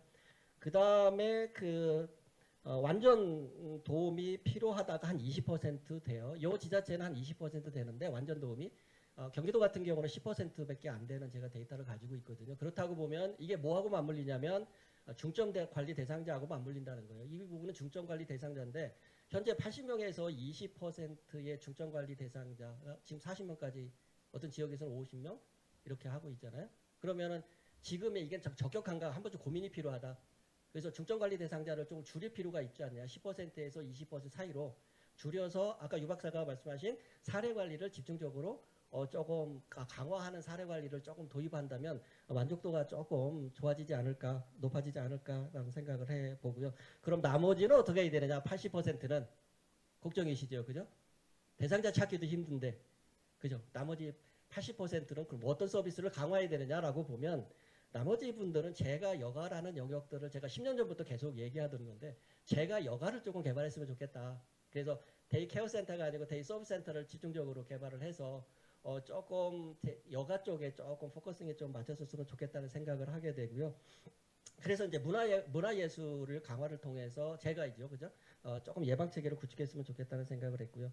또 하나는 고혈압, 그러니까 질병을 이렇게 분석해 보니까 고혈압이 30, 당뇨가 12%예요. 다른 질병은 그만두고 이게 이제 그 한 40% 정도가 음식 조절이나 운동이나 영양 서비스가 필요한 군들이라고 보여져요. 그렇다고 보면 지금 제가 지원 서비스 중에 이런 서비스들을 얼마나 감당할 수 있을까? 이런 서비스를 들어올 수 있을까? 뭐 이런 고민들이 조금 필요한 것 같아요. 최근에 이제 통합돌봄에서 강조하는 것 중에 하나도 영양하고 운동 쪽에 굉장히 강조를 하지 않습니까? 이런 부분들은 어떻게 해결을 해야 되는지, 특히나 제가의 누인 운동 전문가는 몇 명이나 있는지 조금 이런 부분들이 좀 저희들이 이제 향후에 개발해야 될 부분들일 것 같고요. 그 다음에 또 하나는 수면 장애가 한 30% 정도 됩니다. 이게 어르신들이. 여러분들도 이제 뭐 전날 얼큰하게 놀고 그 다음날 조금 수면 장애가 있으면 굉장히 힘들잖아요. 그죠? 어르신들이 이제 정신적인 문제든 신체적인 문제든 그 어떤 문제든 수면 장애를 30%를 앓고 있다는 얘기는 그 삶의 질에, 하루의 삶의 질이 엄청 떨어진다는 얘기거든요. 그래서 이 수면 장애와 관련된 프로그램을 좀 도입했으면 좋겠다. 그러니까 제가 이제 스페인의 고령 친화 도시의 그 데이터를 찾아보니까 스페인에서는 수면 장애를 예방하기 위한 음악 프로그램을 만들어서 제공해주고 이러고 있거든요. 그래서 제가 지원 센터에서도 이런 고민들이 한 번쯤은 필요하지 않을까라는 생각을 해봅니다. 그리고 이제 우울을 보니까 한 30% 정도가 우울을 기본적으로 앓고 계세요. 이 얘기는 정신보건 센터하고 연계를 하든지 아니면 자체적으로 제가 지원 센터 안에 서비스로 자체적으로 개발을 하든지 어떻게 해야 되는데 그래야 보건복지 통합이 되지 않을까요? 그죠? 근데 연계 서비스 자체도 사실은 지금 현재 쉽지 않지 않습니까? 지금 현재 인력으로는. 또 더욱인데 자체 서비스 개발한다? 상담이나 우울 완화할 수 있는 서비스를 개발한다? 이게 쉽지 않을 것 같고요. 이런 부분들도 향후에 큰 과제로 남을 것 같다라는 거예요. 또 하나는 제가 이제 자녀가 한두 명 있는 분, 자녀하고 거의 연락이 없는 분들, 그런 분들이 한 20% 정도 되더라고요. 거기가 독거 상태가 한 20% 되는 것 같아요. 예. 그래서 이게 레이블로드 와치 시스템 이런 것들을 조금 해서 연계하는 시스템이 조금 만들어졌으면 좋겠다고 생각을 하고요. 또 하나는 가족과의 갈등으로 어려움이 있다 20%, 이웃과 갈등이 있다 10%, 뭐 이런 거예요. 사회적 활동이 거의 없다. 자, 그래서 이제 그 갈등 관리가 굉장히 중요한 요소 중에 하나 떠오르지 않았나 그런 생각이 들고요. 제가 이제 노인 시태 조사를 해보니까 도시하고 도농하고 농촌하고 엄격한 차이가 있어요. 근데 갈등이 가장 심한 데가 농촌 지역입니다. 농촌 지역은 한번 갈등이 일어나면 이게 해결이 안 되는 부분들이 있어서 특히나 농촌 지역의 제가 지원 센터 같은 경우는 갈등 관리 시스템 내지는 이런 해소할 수 있는 이런 프로그램들이 도입들이 조금 필요하겠다라는 생각을 해 보았습니다. 시간 관계상 요걸로 하고요. 그 다음에는 시간이 남으면 또 하도록 하겠습니다. 고맙습니다. 예. 네, 우리 임병우 교수님, 제가 시간을 더 드린다고 말씀드렸는데 또 워낙 또 매너가 좋으시다 보니까 딱 10분 만에 끝내주셨습니다. 우리 유혜정 센터장님 같은 경우에는 이제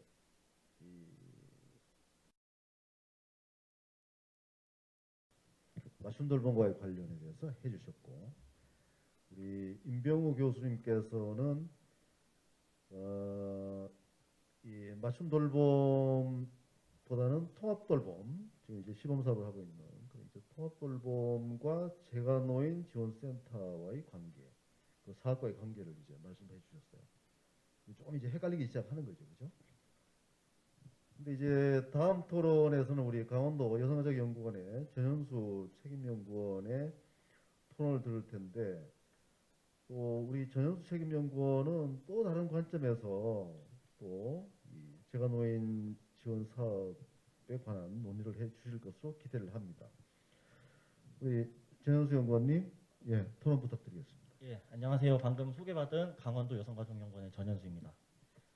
먼저 말씀 많이 들으셨겠지만 이제 우리 사회의 그 저출산이라는 고령화는 사실은 앞으로도 굉장히 중요하고 이러한 정부의 이런 정책 기조에 발맞춰서 사실은 오늘 이런 예방적 돌봄 체계에 대한 논의는 굉장히 시사하는 바가 크고 필요한 주제라고 생각을 합니다. 그래서 유혜정 박사님 오늘 발씀 잘 들었습니다. 발제문의 주제인 예방적 노인 돌봄 체계는 이제 장기 요양에 진입을 늦춰서 건강보험의 재정 건전성을 도모하는 한편 이제 대상자의 개별화된 니즈를 충족하고 연속적인 돌봄을 이제 한다는 측면에서 굉장히 중요성이 강조될 것으로 보는데 이렇게 지속적으로 이런 돌봄 욕구가 증가하는 상황에서 특히 강원도 같은 경우에는 전체 인구 중에 노인 인구 비율이 61%로 나타났습니다. 그래서 아까 말씀하셨듯이 요양 쓰나미가 이렇게 오고 있는 가운데 사실은 이러한 요양 예방적 노인 돌봄 체계의 구축은 사실은 굉장히 중요한 현안이라고 볼 수가 있겠습니다. 그래서 이러한 측면에서 본다면은 제가 노인 지원 서비스는 사실 이제 대상자의 장기 요양 진입을 늦추고 건강하게 지역사회에 머무르게 할 수 있는 이런 예방적 기능의 대표적인 공적 노인 돌봄 제도라고 볼 수가 있겠습니다.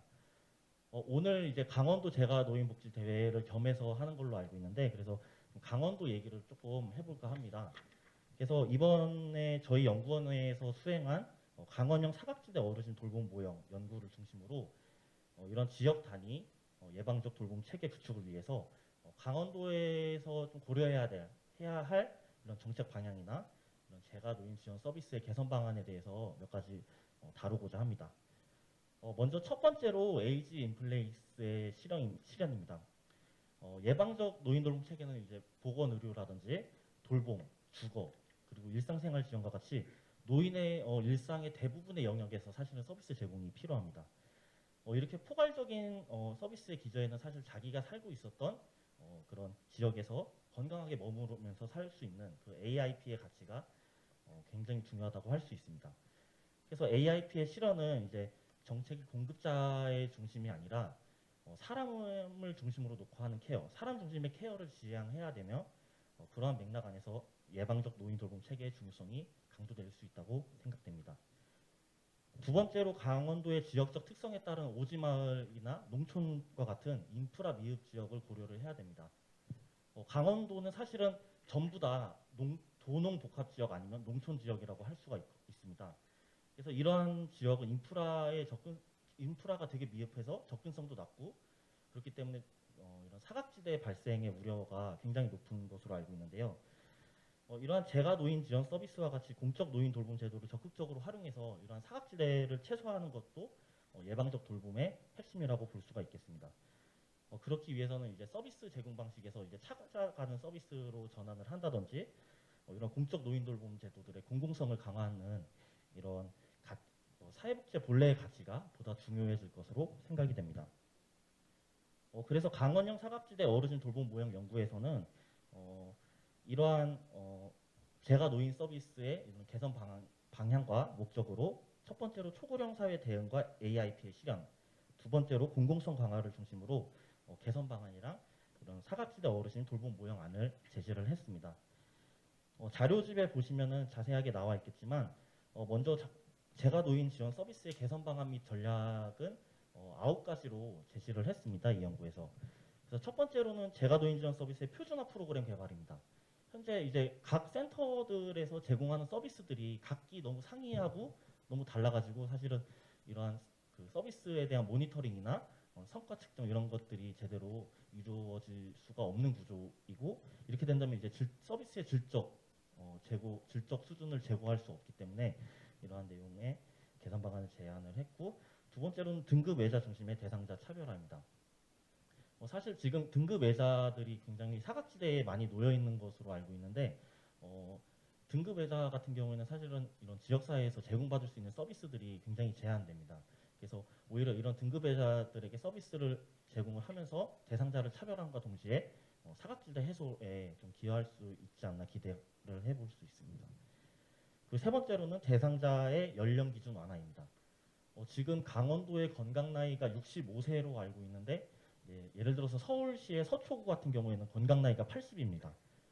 그래서 사실은 65세가 평균이라고 하면은 그 평균에 미치지 못한 그런 경계선에 있는 사람들은 사실은 서비스가 필요하더라도 서비스 제공이 제대로 안 되는 경우도 있습니다. 그래서 이러한 부분도 사각지대 예방을 위해서 대상자 연령 기준을 좀 완화할 필요가 있고 그리고 네 번째로는 평가 체계 마련입니다. 현재 이런 재가 노인 지원 서비스에서 강원도에서는 이런 평가가 제대로 이루어지지 않고 있어서 이런 평가 체계 마련을 통해서 인센티브라든지 페널티를 제공을 함으로써 질적 수준, 좀 서비스의 질적 수준을 향상을 시키고 이런 공공성 강화를 좀 모색해 볼 수가 있겠습니다. 다섯 번째로 농촌형 재가 서비스의 운영 모델 개발입니다. 현재 복지부 그 사업 안내에서 이제 하는 기준에 따르면 사실은 농촌형에서 이런 서비스를 제공하기 위해서는 이 기준이 조금 현실적으로 좀 다른, 좀 맞지 않는 것을 이제 연구 결과로 나타나는데 이런 강원도의 특성에 따라서 사실은 이런 농촌 지역에만 적용을 할 수 있는 이런 기준이 좀 마련돼야 되지 않나 이런 생각이 들고 여섯 번째로는 이제 서비스 지침이나 운영 가이드라인을 광역 차원에서 마련하고 그리고 일곱 번째로는 재가 노인 지원 서비스의 조례 제정입니다. 이런 여섯 번째와 일곱 번째를 통해서 보다 좀 제도의 안정적인 운영을 좀 모색을 해볼 수가 있겠습니다. 여덟 번째로는 인건비 현실화 및 재원의 다양화, 그리고 아홉 번째로는 지방정부 보조금 및 보조금 책임성 강화 및 예산 확보의 노력을 이제 9가지로 제안을 했습니다. 그래서 강원형 사각지대 어르신 돌봄 모형은 이제 자료집에 그림으로 나와 있는데요. 이제 첫 번째 안은 통합형 재가 노인 지원 센터 모형입니다. 지금 현재 이제 각 지자체, 기초 지자체에서 이제 소규모로 뭔가 파편적으로 제공되는 서비스는 사실은 이제 기관의 운영비나 뭐 관리비 등이 고정적으로 발생되기 때문에 사실은 사업비 지출을 늘리는 데 좀 한계가 있다고 판단이 들었습니다. 그렇게 된다면 이제 더 규모의 경제와 같은 것을 실현할 수가 없어서 사실은 서비스의 양적, 질적인 확대가 어려운 부분이 있어서 각 소규모 센터들을 이제 하나로 묶어서 서비스를 제공하는 방안이 첫 번째라고 보시면 되겠습니다. 예를 들어서 지금 군 지역 같은 경우에는 노인복지관이라든지 종합사회복지관이 없는 지역도 있는데 그렇게 된다면 이 재가 노인 지원 센터가 사실은 이런 돌봄에 대한 컨트롤 타워라든지 케어 플랫폼 역할을 좀 더 기대를 해볼 수가 있겠습니다. 그리고 두 번째 모형으로는 가칭 지역사회 돌봄센터 모형입니다. 쉽게 말해서 앞에서 말씀드렸던 거는 소규모의 센터들을 한 곳에 몰아서 더 확장하는 형의 방식의 그런 모형이라고 하면은 이 두 번째 모형 같은 경우에는 한 기관의 장기 요양이랑 맞춤형 돌봄 그리고 재가 노인 지원 서비스를 한꺼번에 해서 이런 그 다양한 노인 돌봄 제도들과 좀 보완적인 관계를 형성하면서 동시에 좀 다양한 서비스를 제공하고 이런 제도들 간의 이런 연계나 이런 시너지 효과를 통해서 보다 연속적인 노인들에게 서비스를 제공하는 것을 기대를 해볼 수가 있겠습니다. 흔히 우리가 이제 복지라고 하면은 이제 지역사회에서 복지관, 종합사회복지관, 노인복지관이라고 생각하게 되면은 이런 지역사회 노인 돌봄센터는 노인 돌봄을 전담으로 하는 그런 위상과 구조를 갖추게 되고 이제 다른 이제 서비스 제공 주요 주체와 조정이나 연계를 통해서 이런 사각지대 예방을 하고 그리고 보다 중요한 게 이제 지역 케어 회의와 같은 이런 지역사회 돌봄 협의체를 통해서 이러한 사례 공유라든지 이러한 중복 누락을 예방을 하고 그런 차원에서 이러한 모형을 제시를 하게 됐습니다. 이러한 차원의 그런 센터의 구조나 이런 위상을 좀 마련을 한다면은 보다 다양한 이런 서비스를 이제 지역사회에서 제공을 할 수 있고 그야말로 노인의 삶을 제고할 수 있는 노인 돌봄 체계로의 예방적 노인 돌봄 체계로의 전환이 가능할 것으로 기대가 됩니다. 이상으로 발표를 마치겠습니다. 네, 강원도 여성가족연구원 전현수 책임연구원의 그 토론을 들었습니다. 지금 뭐 강원도의 사례를 가지고 뭐 토론문을 이제 작성해 주셨는데 이 노인 돌봄과 관련된 사업의 구조도 굉장히 복잡하지만 이제 재원 구조도 굉장히 복잡해요. 뭐 제가 정확하게 들은 건지는 잘 모르겠는데 강원도 같은 경우에 내년에 이 재가노인 지원 사업 예산이 원래 이제 지방비, 도비하고 시군비로 시행이 되는데 그 도비가 삭감됐다고 그럽니다. 그러면 이제 시군비를 중심으로 해서 이제 재가노인 지원 사업을 해야 되는데 문제는 국고사업으로 진행되는 말씀 돌봄 사업과 기존의 그 재가노인 지원 사업의 모양이 같으냐, 그러니까 내용이라든지 적용 대상이라든지 이게 같으냐, 또는 지금 시범 사업을 하고 있는 또 통합 돌봄 사업하고 또 그 형태가 같으냐 하면 이게 참 다르단 말이죠. 다시 말해서 이 수많은 다기화되어 있던 이런 사업들을 그나마 이제 통합을 해서 말씀 돌봄 사업으로 전환을 했지만 여전히 또 다양한 사업들이 또 전개되고 있고, 그럼 이 사업들을 계속 이대로 가져갈 거냐?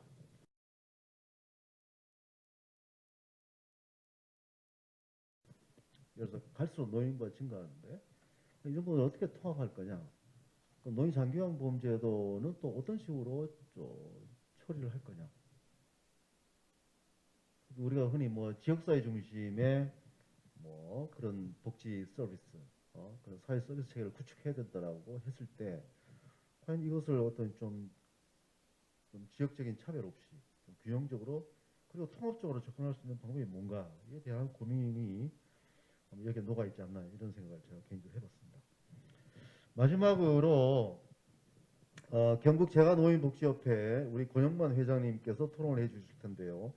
우리 권 회장님께서는 현재 청송군 재가노인 통합지원센터장을 또 역임하고 계시고 또 청송군 사회복지사협회 또 회장직도 수행하고 계신 분입니다.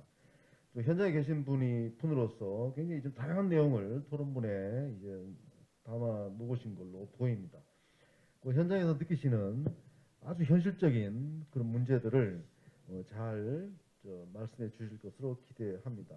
네, 권 회장님, 네. 토론 부탁드리겠습니다. 네, 현실적인 이야기를 부탁했기 때문에 현실적인 이야기 하나부터 먼저 하고 시작하도록 하겠습니다. 재가노인 지원 서비스를 예방적, 저는 또 보편적 이렇게 표현하거든요. 제 제노 사업을 예방적, 보편적 사업이라고 얘기를 하는데 강원도 정말 내년에 도비 삭감된 거 맞아요? 강원도 어르신들 왜 하노? 경북으로 오세요. 네, 강원도 사시면은 보편적 사업에서 지금 제외되셨습니다. 경북으로 이사 오시면 맞아드리도록 하겠습니다. 네, 현실적인 이야기인 것 같아서 미리 말씀을 드렸고요.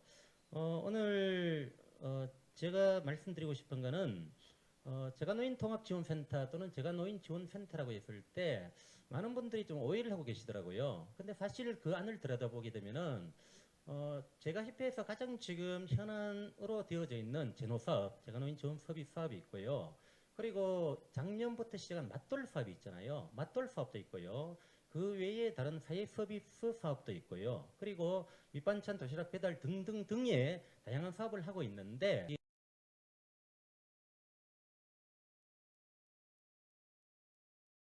에 대한 이해가 좀 부족하지 않나 하는 생각이 들고 또 하나 저는 재가노인 지원 서비스 그러니까 요 하나의 사업에 포커스를 맞춰서 오늘 좀 이야기를 해보고자 합니다. 오늘 그 유혜정 박사님께서 발제를 해주셨는데요. 말미에 재가노인 지원 서비스에 관한 이야기를 해주셔서 너무 감사합니다. 토론회를 다녀봐도 그렇고요. 아니면 어떤 논문을 봐도 이 노인돌봄 통합 체계를 전달체계 구축을 얘기할 때에 제노를 이야기한 데가 한 군데도 없더라고요. 근데 이게 너무 마음이 아픈 거예요. 자, 67페이지 표를 보시면 아시겠지만은 자, 우리 재가노인 지원 서비스는 자, 1987년도입니다. 가정봉사원 파견 시설이 1987년도에 시범 사업을 했어요. 자, 35년의 역사와 전통을 갖고 있는 재가노인 지원 서비스가 노인 돌봄 통합 체계를 체계 구축을 얘기할 때에 자, 맞돌은 작년에 시작한 맞돌은 끊임없이 이야기가 되어지고 있고 전달 체계의 주축으로 이야기가 되어지고 있는데 왜 우리 제노가 빠져 있는지 자, 현장에서 있는 입장에서는 너무 안타까운 마음이 든다 하는 그런 마음이 드는데 왜 그런가라고 제가 이제 발제문을 꼼꼼하게 읽어봤더니만 자, 우리 발제자께서는 건강보험연구원에서 자, 장기 요양으로의 어떤 진입 예방 이런 측면에서 접근을 하다 보니까 제노가 빠져있지 않았나라는 생각이 좀 들었습니다. 자, 그런데 보시면 자, 오늘 발제문 시간이 없어갖고 그냥 잘 넘어가셨습니다만 중간에 보시게 되면은 전달 체계 중에서 복지관, 노인복지관의 이야기가 좀 많이 나오더라고요. 자, 근데 여러분 사실 노인복지관은 여러분 36조 노인복지법 36조에 나와 있는 여가복지시설이에요.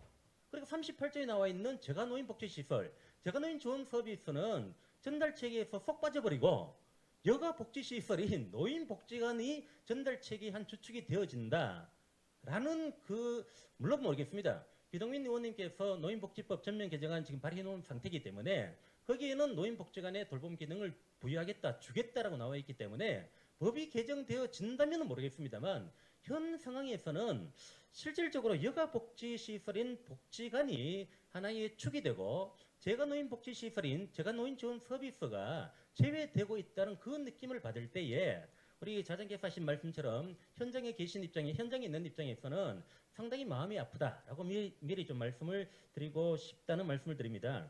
결론적으로 말씀드리면 69페이지에 나와 있는 표가 하나 있거든요. 69페이지 표는 우리 협회에서 복지부를 상대로 또 우리 여러 학계를 상대로 많이 주장하고 있는 이 하나의 표입니다. 자, 제일 오른쪽에 중증의 장기 요양이 있잖아요. 그리고 작년부터 시작한 맞돌이 중간에 있습니다. 자, 맞돌 이전 아니면 맞돌 아래쪽에 제노가 있습니다. 자, 예방적 사업을 이야기했습니다. 또 서비스의 연속성을 이야기했습니다. 자, 여기서 서비스의 연속성을 이야기할 때 저는 사실 국가 정책에 대한 의문점을 많이 갖고 있거든요. 자, 작년에 맞돌 사업 기간 우리가 위탁할 때에 방문여행하고 칸막이 쳤잖아요. 사실요. 근데 지금 모든 학교에 계신 분들 또 정부에 계신 분들이 이제는 연속성을 이야기합니다. 2년 안 됐습니다. 2년 안 된 상태에서 서비스의 연속성을 이야기하면서 자, 맞돌과 제너와 요양은 함께 있어야 된다. 한 기간에 있어야 된다라고 이야기했을 때 민간에 있는 현장에 있는 입장에서는 이것을 어떻게 받아들여야 하느냐 하는 부분이 또 있을 수 있다는 것도 한번 생각을 해 주셨으면 좋겠다는 생각이 들고요. 69페이지 표를 한번 보시게 되면은 지역사회 재가노인 복지 서비스 같은 경우에는 맞돌 이전에 또는 맞돌 아래쪽에 예방적 사업으로서의 제노 서비스가 필수적으로 필요합니다. 자, 우리는 이제 대상자의 예전 같으면 ADL, 그러니까 일상생활 동작 정도만 우리가 챙겨주면 되는 복지를 했잖아요. 이제 다 하실 겁니다. 이제는 QOL 해가지고 자, 삶의 질, 퀄리티 오브 라이프를 이야기하는 시대가 되었습니다. 자, 오늘 점심 먹고 왔거든요. 자, 청송에서 오다가 점심을 먹었는데 커피숍을 하나 못 찾아가지고요. 그냥 들어왔습니다. 자, 저 지금 죽지 않았습니다. 식사 후에 커피 한 잔 마시지 않아도 인간은 살 수 있습니다. 그렇지만 한 잔의 커피는 오후의 나른함을 달래줄 수 있는 그런 것 아닙니까?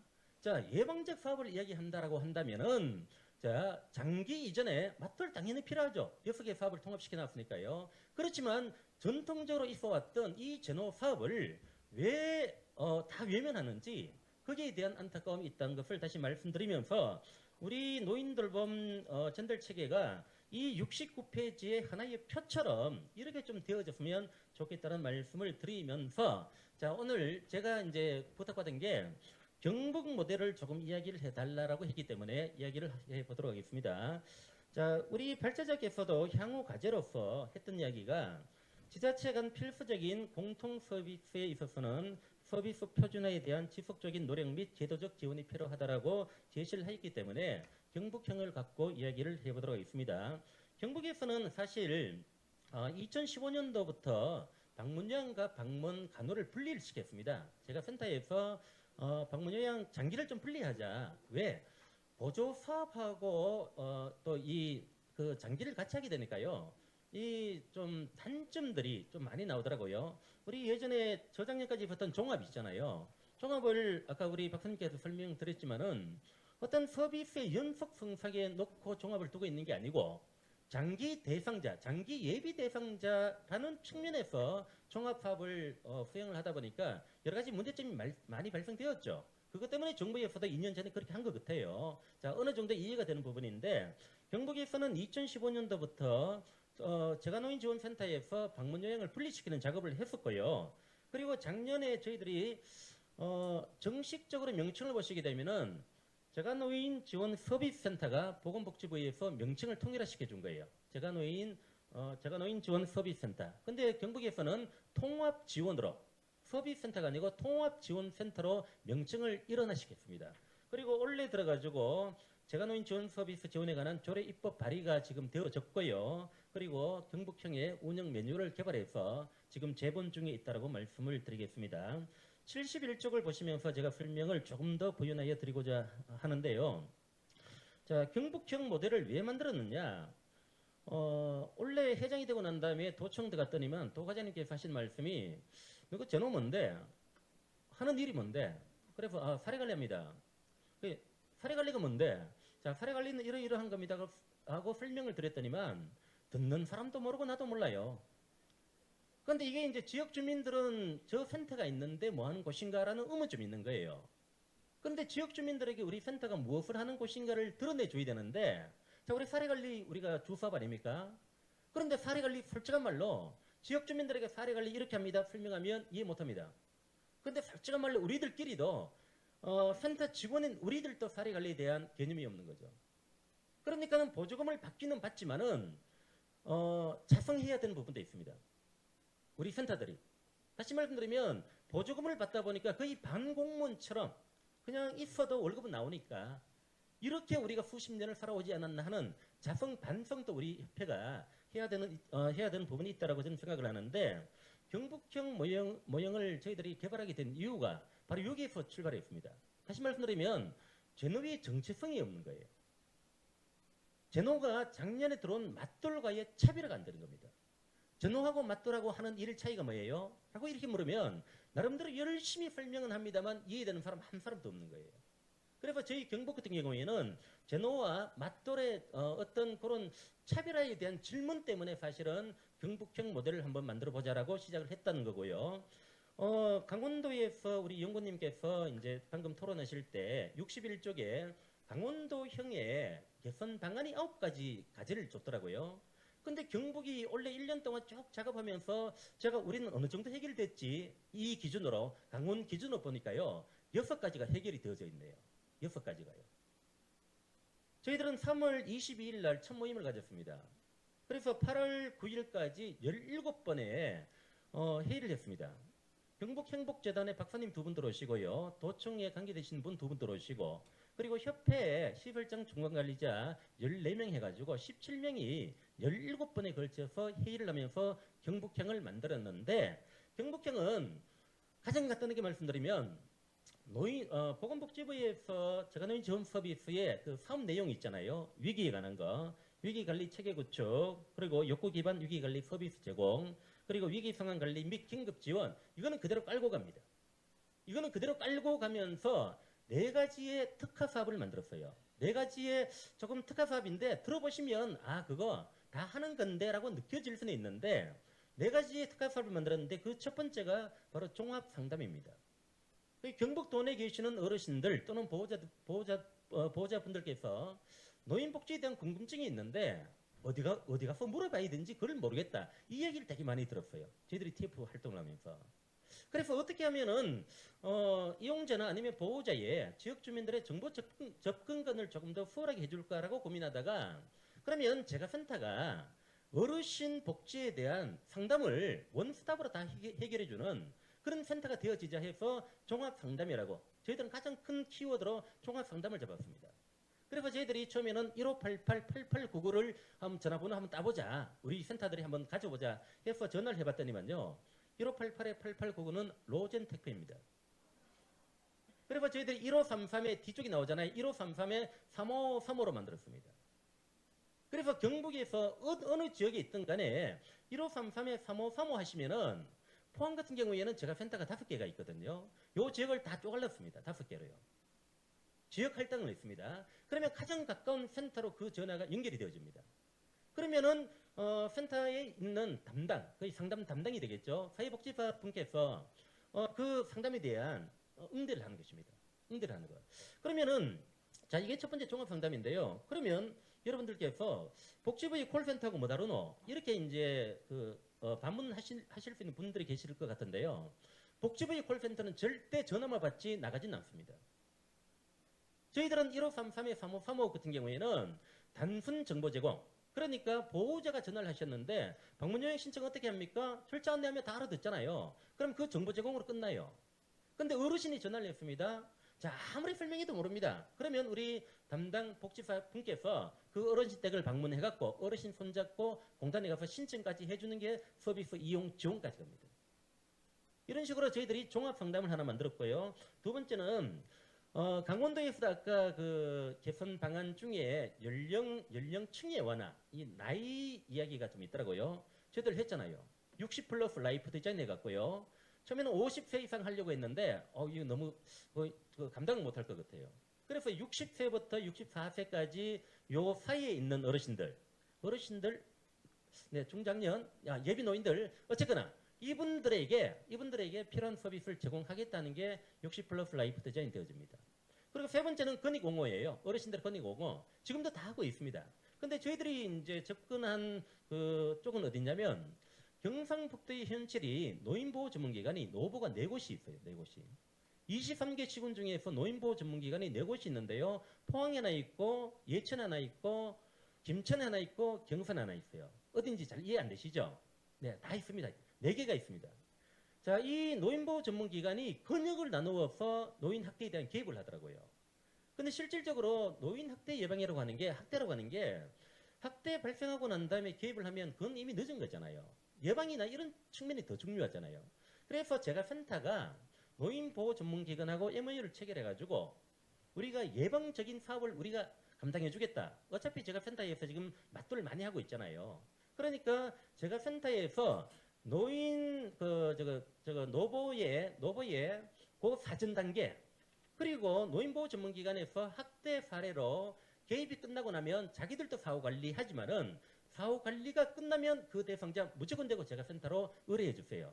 그러면 저희들이 중점 사례 관리 대상자로 잡아서 저희들이 개입을 하겠습니다. 하는 게 여기 바로 건익5호라는 겁니다. 그리고 네 번째는 사례 관리입니다. 사례 관리는 다 아실 거니까 넘어가도록 하겠습니다. 자, 그래서 저희들이 아까 이렇게 이제 17회에 걸쳐서 경북형을 만들고 난 다음에 도 의원님을 찾아갔습니다. 그 행정보건복지위원장님 계시는데 찾아가서 안정적인 제도적 장치를 마련해야 되겠다 싶어서 조례를 좀 만들어 주십시오라고 했더니만 그 자리에서 승낙을 해주셨고 지금 도의회에 발의되어졌는데 통과했는지 모르겠어요. 통과했는 것 같아요. 어제에. 자, 그리고 또 하나는 예산 지원을 좀 해주세요. 저희 경북 같은 경우에는 인력 4명에 1억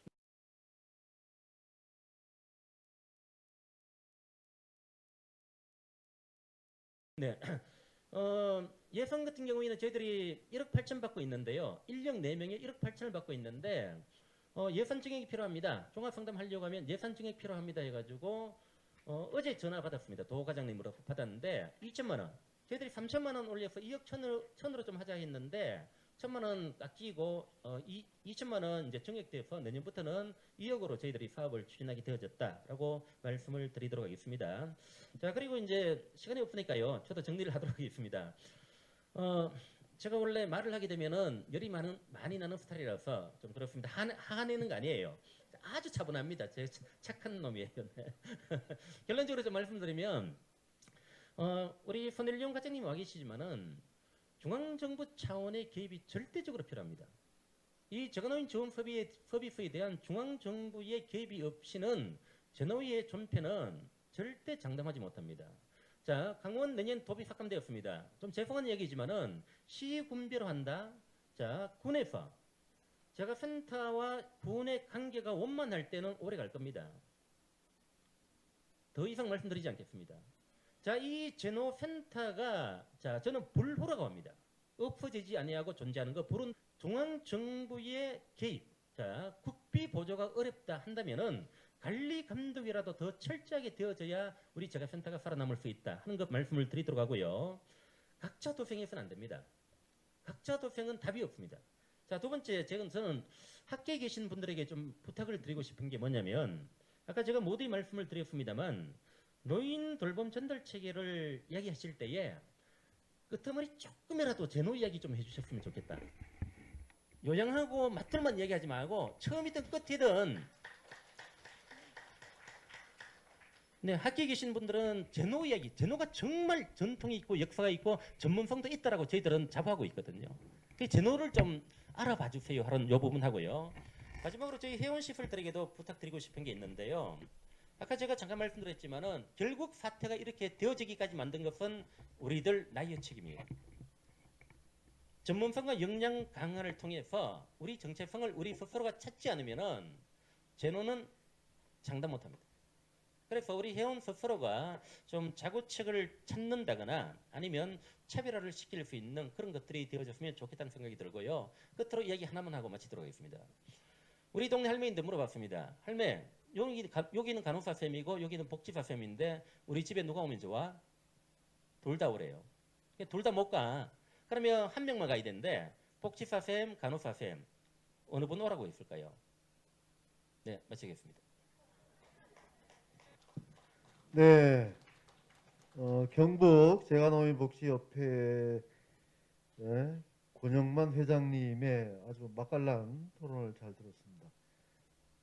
뭐 자랑도 한참 하시다가 잠깐 또 반성도 하시다가 그리고 이제 재가노인 시설협회 또 이 시설들의 어떤 자산과 함께 또 노력을 또 당부하는 그런 토론이었던 것 같습니다. 저 앞에 우리 토론자분들이 워낙 말씀이 빠르셔가지고 앞에 우리 소화하시는 분이 굉장히 힘드신 것 같아요. 저도 지금 가능한 말을 안 하려고 하는데 아주 죄송합니다, 선생님. 예. 지금 우리 권영만 회장님 막 토론하시니까 앞에 우리 한국협회 우리 김양희 회장님께서 굉장히 막 좋아하시고 막 고개를 끄덕이셨다가 박수 쳤다가 또 뭐 이제 그러시는 모습을 보니까 역시 이런 그 전국 대회를 통해서 서로가 가지고 있는 생각을 나누고 또 이제 서로에 대한 다짐도 하고 이제 이런 자리가 이제 굉장히 중요하다는 생각이 듭니다. 지금 앞에 이 지금 연단에 올라와 계시는 우리 기조 발언을 해주신 우리 손일영 과장님께서도 하실 말씀이 굉장히 많으실 거고 또 유혜정 박사께서도 아마 하실 말씀이 굉장히 많으실 걸로 압니다. 그리고 플로어에 계시는 우리 강원도 재가노인협회 회장님이신 우리 박승영 회장님도 빨리 끝내라고 저한테 계속 막 사인을 주시는데 그건 제 맘이니까요. 지금 플로어에 이제 하실 말씀이 많은 분들이 몇 분 계신 것 같습니다. 그래서 이제 지금 청중석에 앉아 계시는 분들 중에 제가 한 맥시멈 3명, 작게는 1명의 어떤 질문이라든지 또는 뭐 좀 궁금한 사항 같은 거 이제 말씀을 듣도록 하겠습니다. 가능한 짧게 좀 질문해 주시고 답변도 짧게 하도록 하겠습니다. 예, 하실 분 계세요? 안 계십니까? 예, 먼저 자기소개 해주시고 간단하게 말씀해 주시기를 부탁드리겠습니다.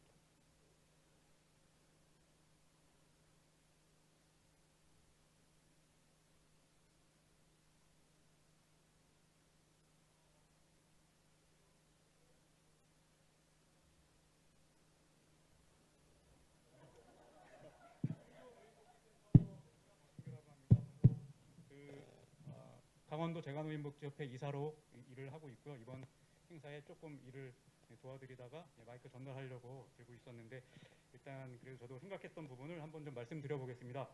일단 그 노인 통합 돌봄 체계에 대해서 일단 오늘 주제 발표해 주신 그 박사님께서는 그 장기 요양 예방에 초점을 맞춰서 그 체계를 구축하셨다는 계획을 짜셨다는 생각이 들었습니다. 그래서 제 생각에 제가 생각하는 노인 통합 돌봄 체계는 그 재가노인 복지라는 더 넓은 영역 안에서 재가노인의 삶이 현재보다 더 안전하고 행복해질 수 있도록 가능한 모든 자원을 체계적으로 활용하여 지역의 모든 각자 다른 노인의 삶의 질을 효과적으로 효율적으로 향상시키는 것이라고 생각합니다.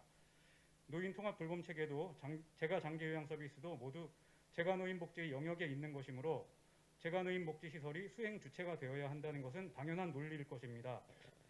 그런데 장기요양 서비스 대상자 외의 재가노인에 대한 서비스의 수행 기관에 사회서비스원, 치매안심센터 등이 자리 잡아가고 종합복지관, 노인복지관의 기능이 확대되어 가면서 재가노인복지시설의 역할이 축소되어 재가노인복지시설은 장기요양 서비스만 제공하는 시설인 것처럼 여겨지고 있습니다. 이로 인해 차량이라든가 시설 보수, 증축 등 기능 보강 사업에서 제외되는 경우도 많고 재가노인 복지시설 종사자의 처우가 다른 사회복지시설 종사자보다 낮게 형성되는 경우들이 많습니다. 재가노인복지 수행 주체는 재가노인복지시설이어야 합니다.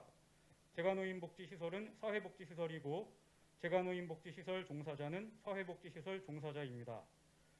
재가노인복지 시작이었고 30여 년 동안 꾸준히 자리를 지켜오고 있는 재가노인 지원 서비스 기관의 노하우와 역량을 노인 통합 돌봄 체계 내에서 활용할 수 있도록 중앙정부와 지방정부는 우리 한국재가노인복지협회와 그리고 각 지회와 면밀하게 소통해 주시고 연구해 주시고 검토해 주시길 부탁드립니다.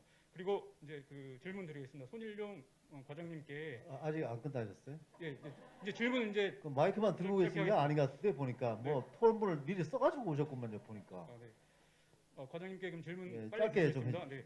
지방 이양 사업이기 때문에 지자체 판단에 따라서 위축되거나 소멸될 수 있는 재가노인 지원 서비스에 대해 중앙정부에서 국비 지원이나 지침 강화 또 차세대 사회보장 정보 시스템에 편성하는 등 재가노인 지원 서비스를 더 활성화시킬 수 있는 계획이 있으신지 궁금합니다. 답변 부탁드리겠습니다.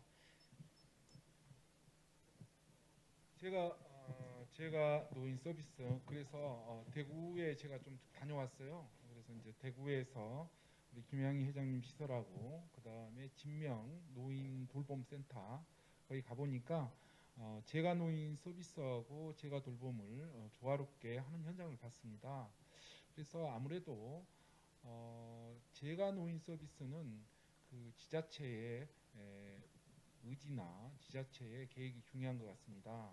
그래서 일단은 노인 맞돌 서비스와 장기요양 보험 서비스는 우리가 이제 국가 지원과 또 보험 사업으로 이루어지는데 거기에 제가 보니까 대구에 갔다 오보니까 거기에 미치지 못하는 아까 말씀하셨듯이 여러 가지 또 사각지대 부분이 있더만요.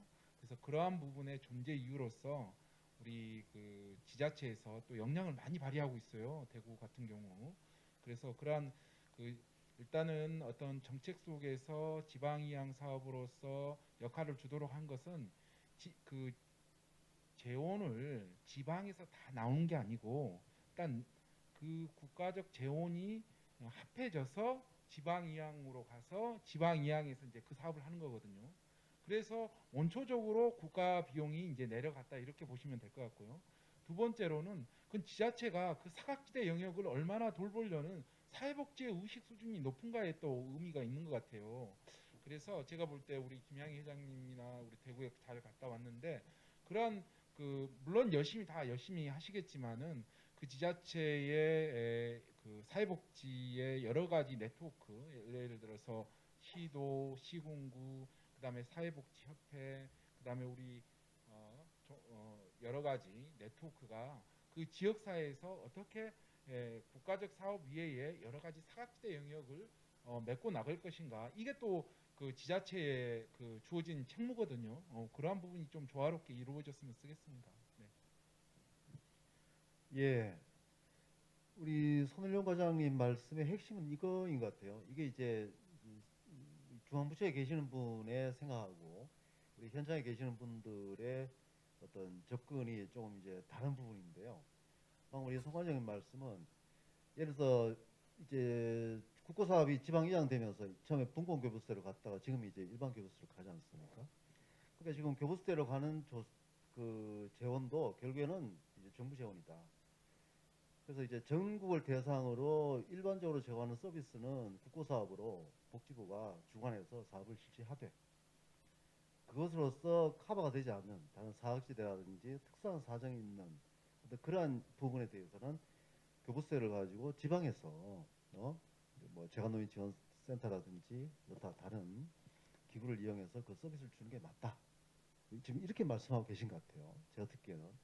근데 이제 이 부분은 이제 중앙부처에 계시는 이제 입장에서 하시는 말씀이고 또 현장에서는 사실은 그런 줄 알고 사업을 하려고 하는데 이제 지자체 장들마다 기본적인 이제 가치라든지 사고방식이 다르기 때문에 근데 지역 간의 어떤 편차라든지 또 여러 가지 현실적인 문제가 또 존재하기 때문에 사실은 이제 중앙정부에 대해서 기대하는 바가 더 큰 게 아닌가 저는 이제 개인적으로 그렇게 생각하는데 이 부분에 대해서는 우리가 앞으로 더 논의를 더 해야 되지 않을까 싶습니다. 또 질문하실 분 계시면 계시죠. 우리 김 회장님 제가 맨 나중에 제가 말씀 제가 부탁드려가지고 조금만 좀 참아주시고 또 다른 분 안 계십니까? 안 계세요? 그럼 지금 시간이 좀 지났기 때문에 안 계신 걸로 알고 그럼 우리 김양희 우리 회장님께서 또 좋은 말씀을 주신다고 하니 제가 마이크를 넘기도록 하겠습니다.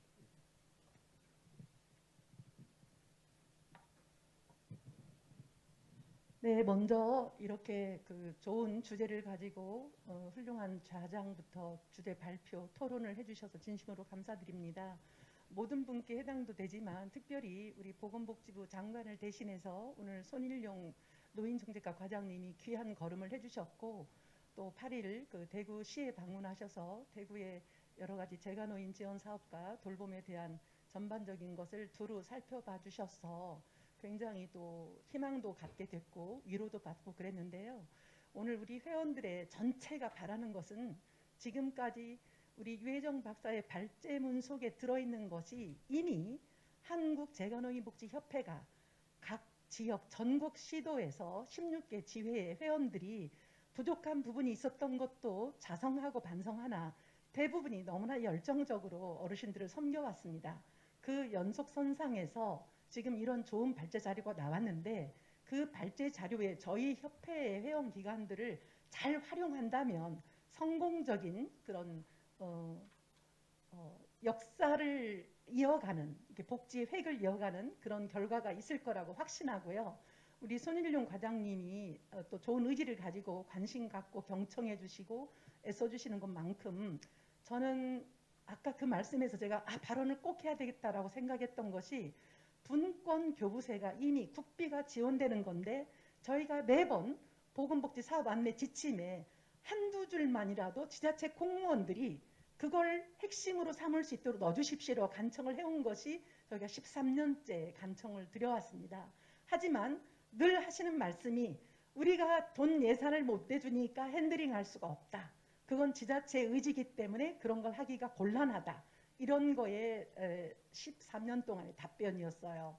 이제는 그 획을 끊어야 될 때가 왔다고 생각하는 것이 노인 인구가 이렇게 급증하는데 정말 시설에 어르신 모시는 것으로 국비를 낭비하고 혈세를 낭비할 것이 아니라 너무나 각 지역에서 모세혈관처럼 잘하고 있는 우리 회원기관들의 종사자들의 그 열정 어린 헌신을 귀히 여겨서 부디 이 정책이 여기서 끝나지 않고 결실을 맺고 대한민국의 노인 문제를 해결하는 하나의 큰 획기적인 그런 역사적 사건이 됐으면 좋겠습니다. 과장님 그리고 최균 교수님 너무 감사하고요. 우리 임병우 교수님은 한재엽과 지금까지 동거동락해온 그런 훌륭한 분이고 오늘 말씀도 저는 굉장히 와 닿았고요. 저희들이 또 더 노력해야 된다는 것도 배웠고 또 유혜정 박사님은 본인도 저를 좋아한다면 저도 굉장히 좋아하는 연구자예요. 너무나 오늘 감명 깊게 잘 들었고요. 우리 전현수 연구원이나 우리 권영만 회장님 너무나 좋은 토론을 해주셔서 우리 회원 전체를 대신해서 진심으로 감사드리고요. 오늘 이 결과가 풍성한 열매를 맺기를 진심으로 고대하고 또 간절히 기원드립니다. 감사합니다. 네, 김양희 한국재가노인복지협회 회장님께서 아주 좋은 말씀, 또 마무리 말씀 잘 해주셨습니다. 제 31회 전국대회를 기념해서 정책토론회를 실시했는데요. 제가 이 좌장을 맡아서 우리 기조 발언하신 우리 손일용 과장님, 보건복지부 노인정책 과장님의 말씀도 듣고 우리 유혜정 박사님의 또 주제 발표도 듣고 여러 토론자분들의 말씀 들으면서 제가 이제 사회복지를 공부한 게 약 한 40년이 됩니다. 학부 1학년부터 시작해서. 근데 제가 이제 그동안 수많은 정책과 제도의 어떤 변화 과정을 보면서 느끼는 게 하나 있어요. 그게 뭐냐면은 이 제도라고 하는 것은 일정한 그 형성기가 있으면 또 성숙기라는 게 있어야 되거든요. 그리고 모든 제도에는 역사성이 있습니다. 역사성을 무시한 제도가 성공하는 것을 저는 본 적이 없습니다. 그래서 그렇다고 해서 기존에 역사가 길다고 해서 그 제도가 항상 성공적이고 또 지속되는 것은 아니다.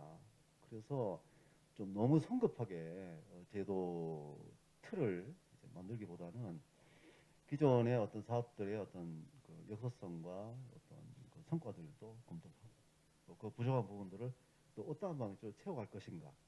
근데 그것은 어떤 단순한 어떤 그 대체라든지 보충을 통해서 해결되는 것이 아니고 이제 전혀 새로운 틀을 짜야 됩니다. 전혀 새로운 틀을 짜고 각자에게 독특한 고유한 역할들을 부여해야지만이 하나의 그 조화로운 제도 틀이 만들어지는 것이지 그 너무 성급함 때문에 오히려 큰 틀을 망치면 다시 그 틀을 재건하는데 또 더 많은 시간이 걸리더라 하는 것을 제가 봐왔습니다. 이제 그런 의미에서 오늘 이 정책 토론회를 통해서 우리 보건복지부의 우리 노인복지 정책을 주관하시는 우리 송 과장님이시나 아니면 또 건강보험에서 또 장교양 보험제도를 연구하시는 우리 유 박사님과 또 이제 각자 뭐 지방 자치단체에서 또 정책을 연구하는 분들이나 또 학교에 계시는 분이나 현장에 계신 분들이 서로 이제 아이디어를 서로 각자 내고 잘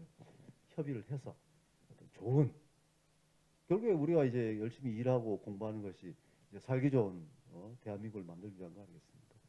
이제 이러한 목적을 위해서 다 같이 협력하고 또 합의하는 어떤 그러한 그 과정을 우리가 충실히 해나갔으면 좋겠다.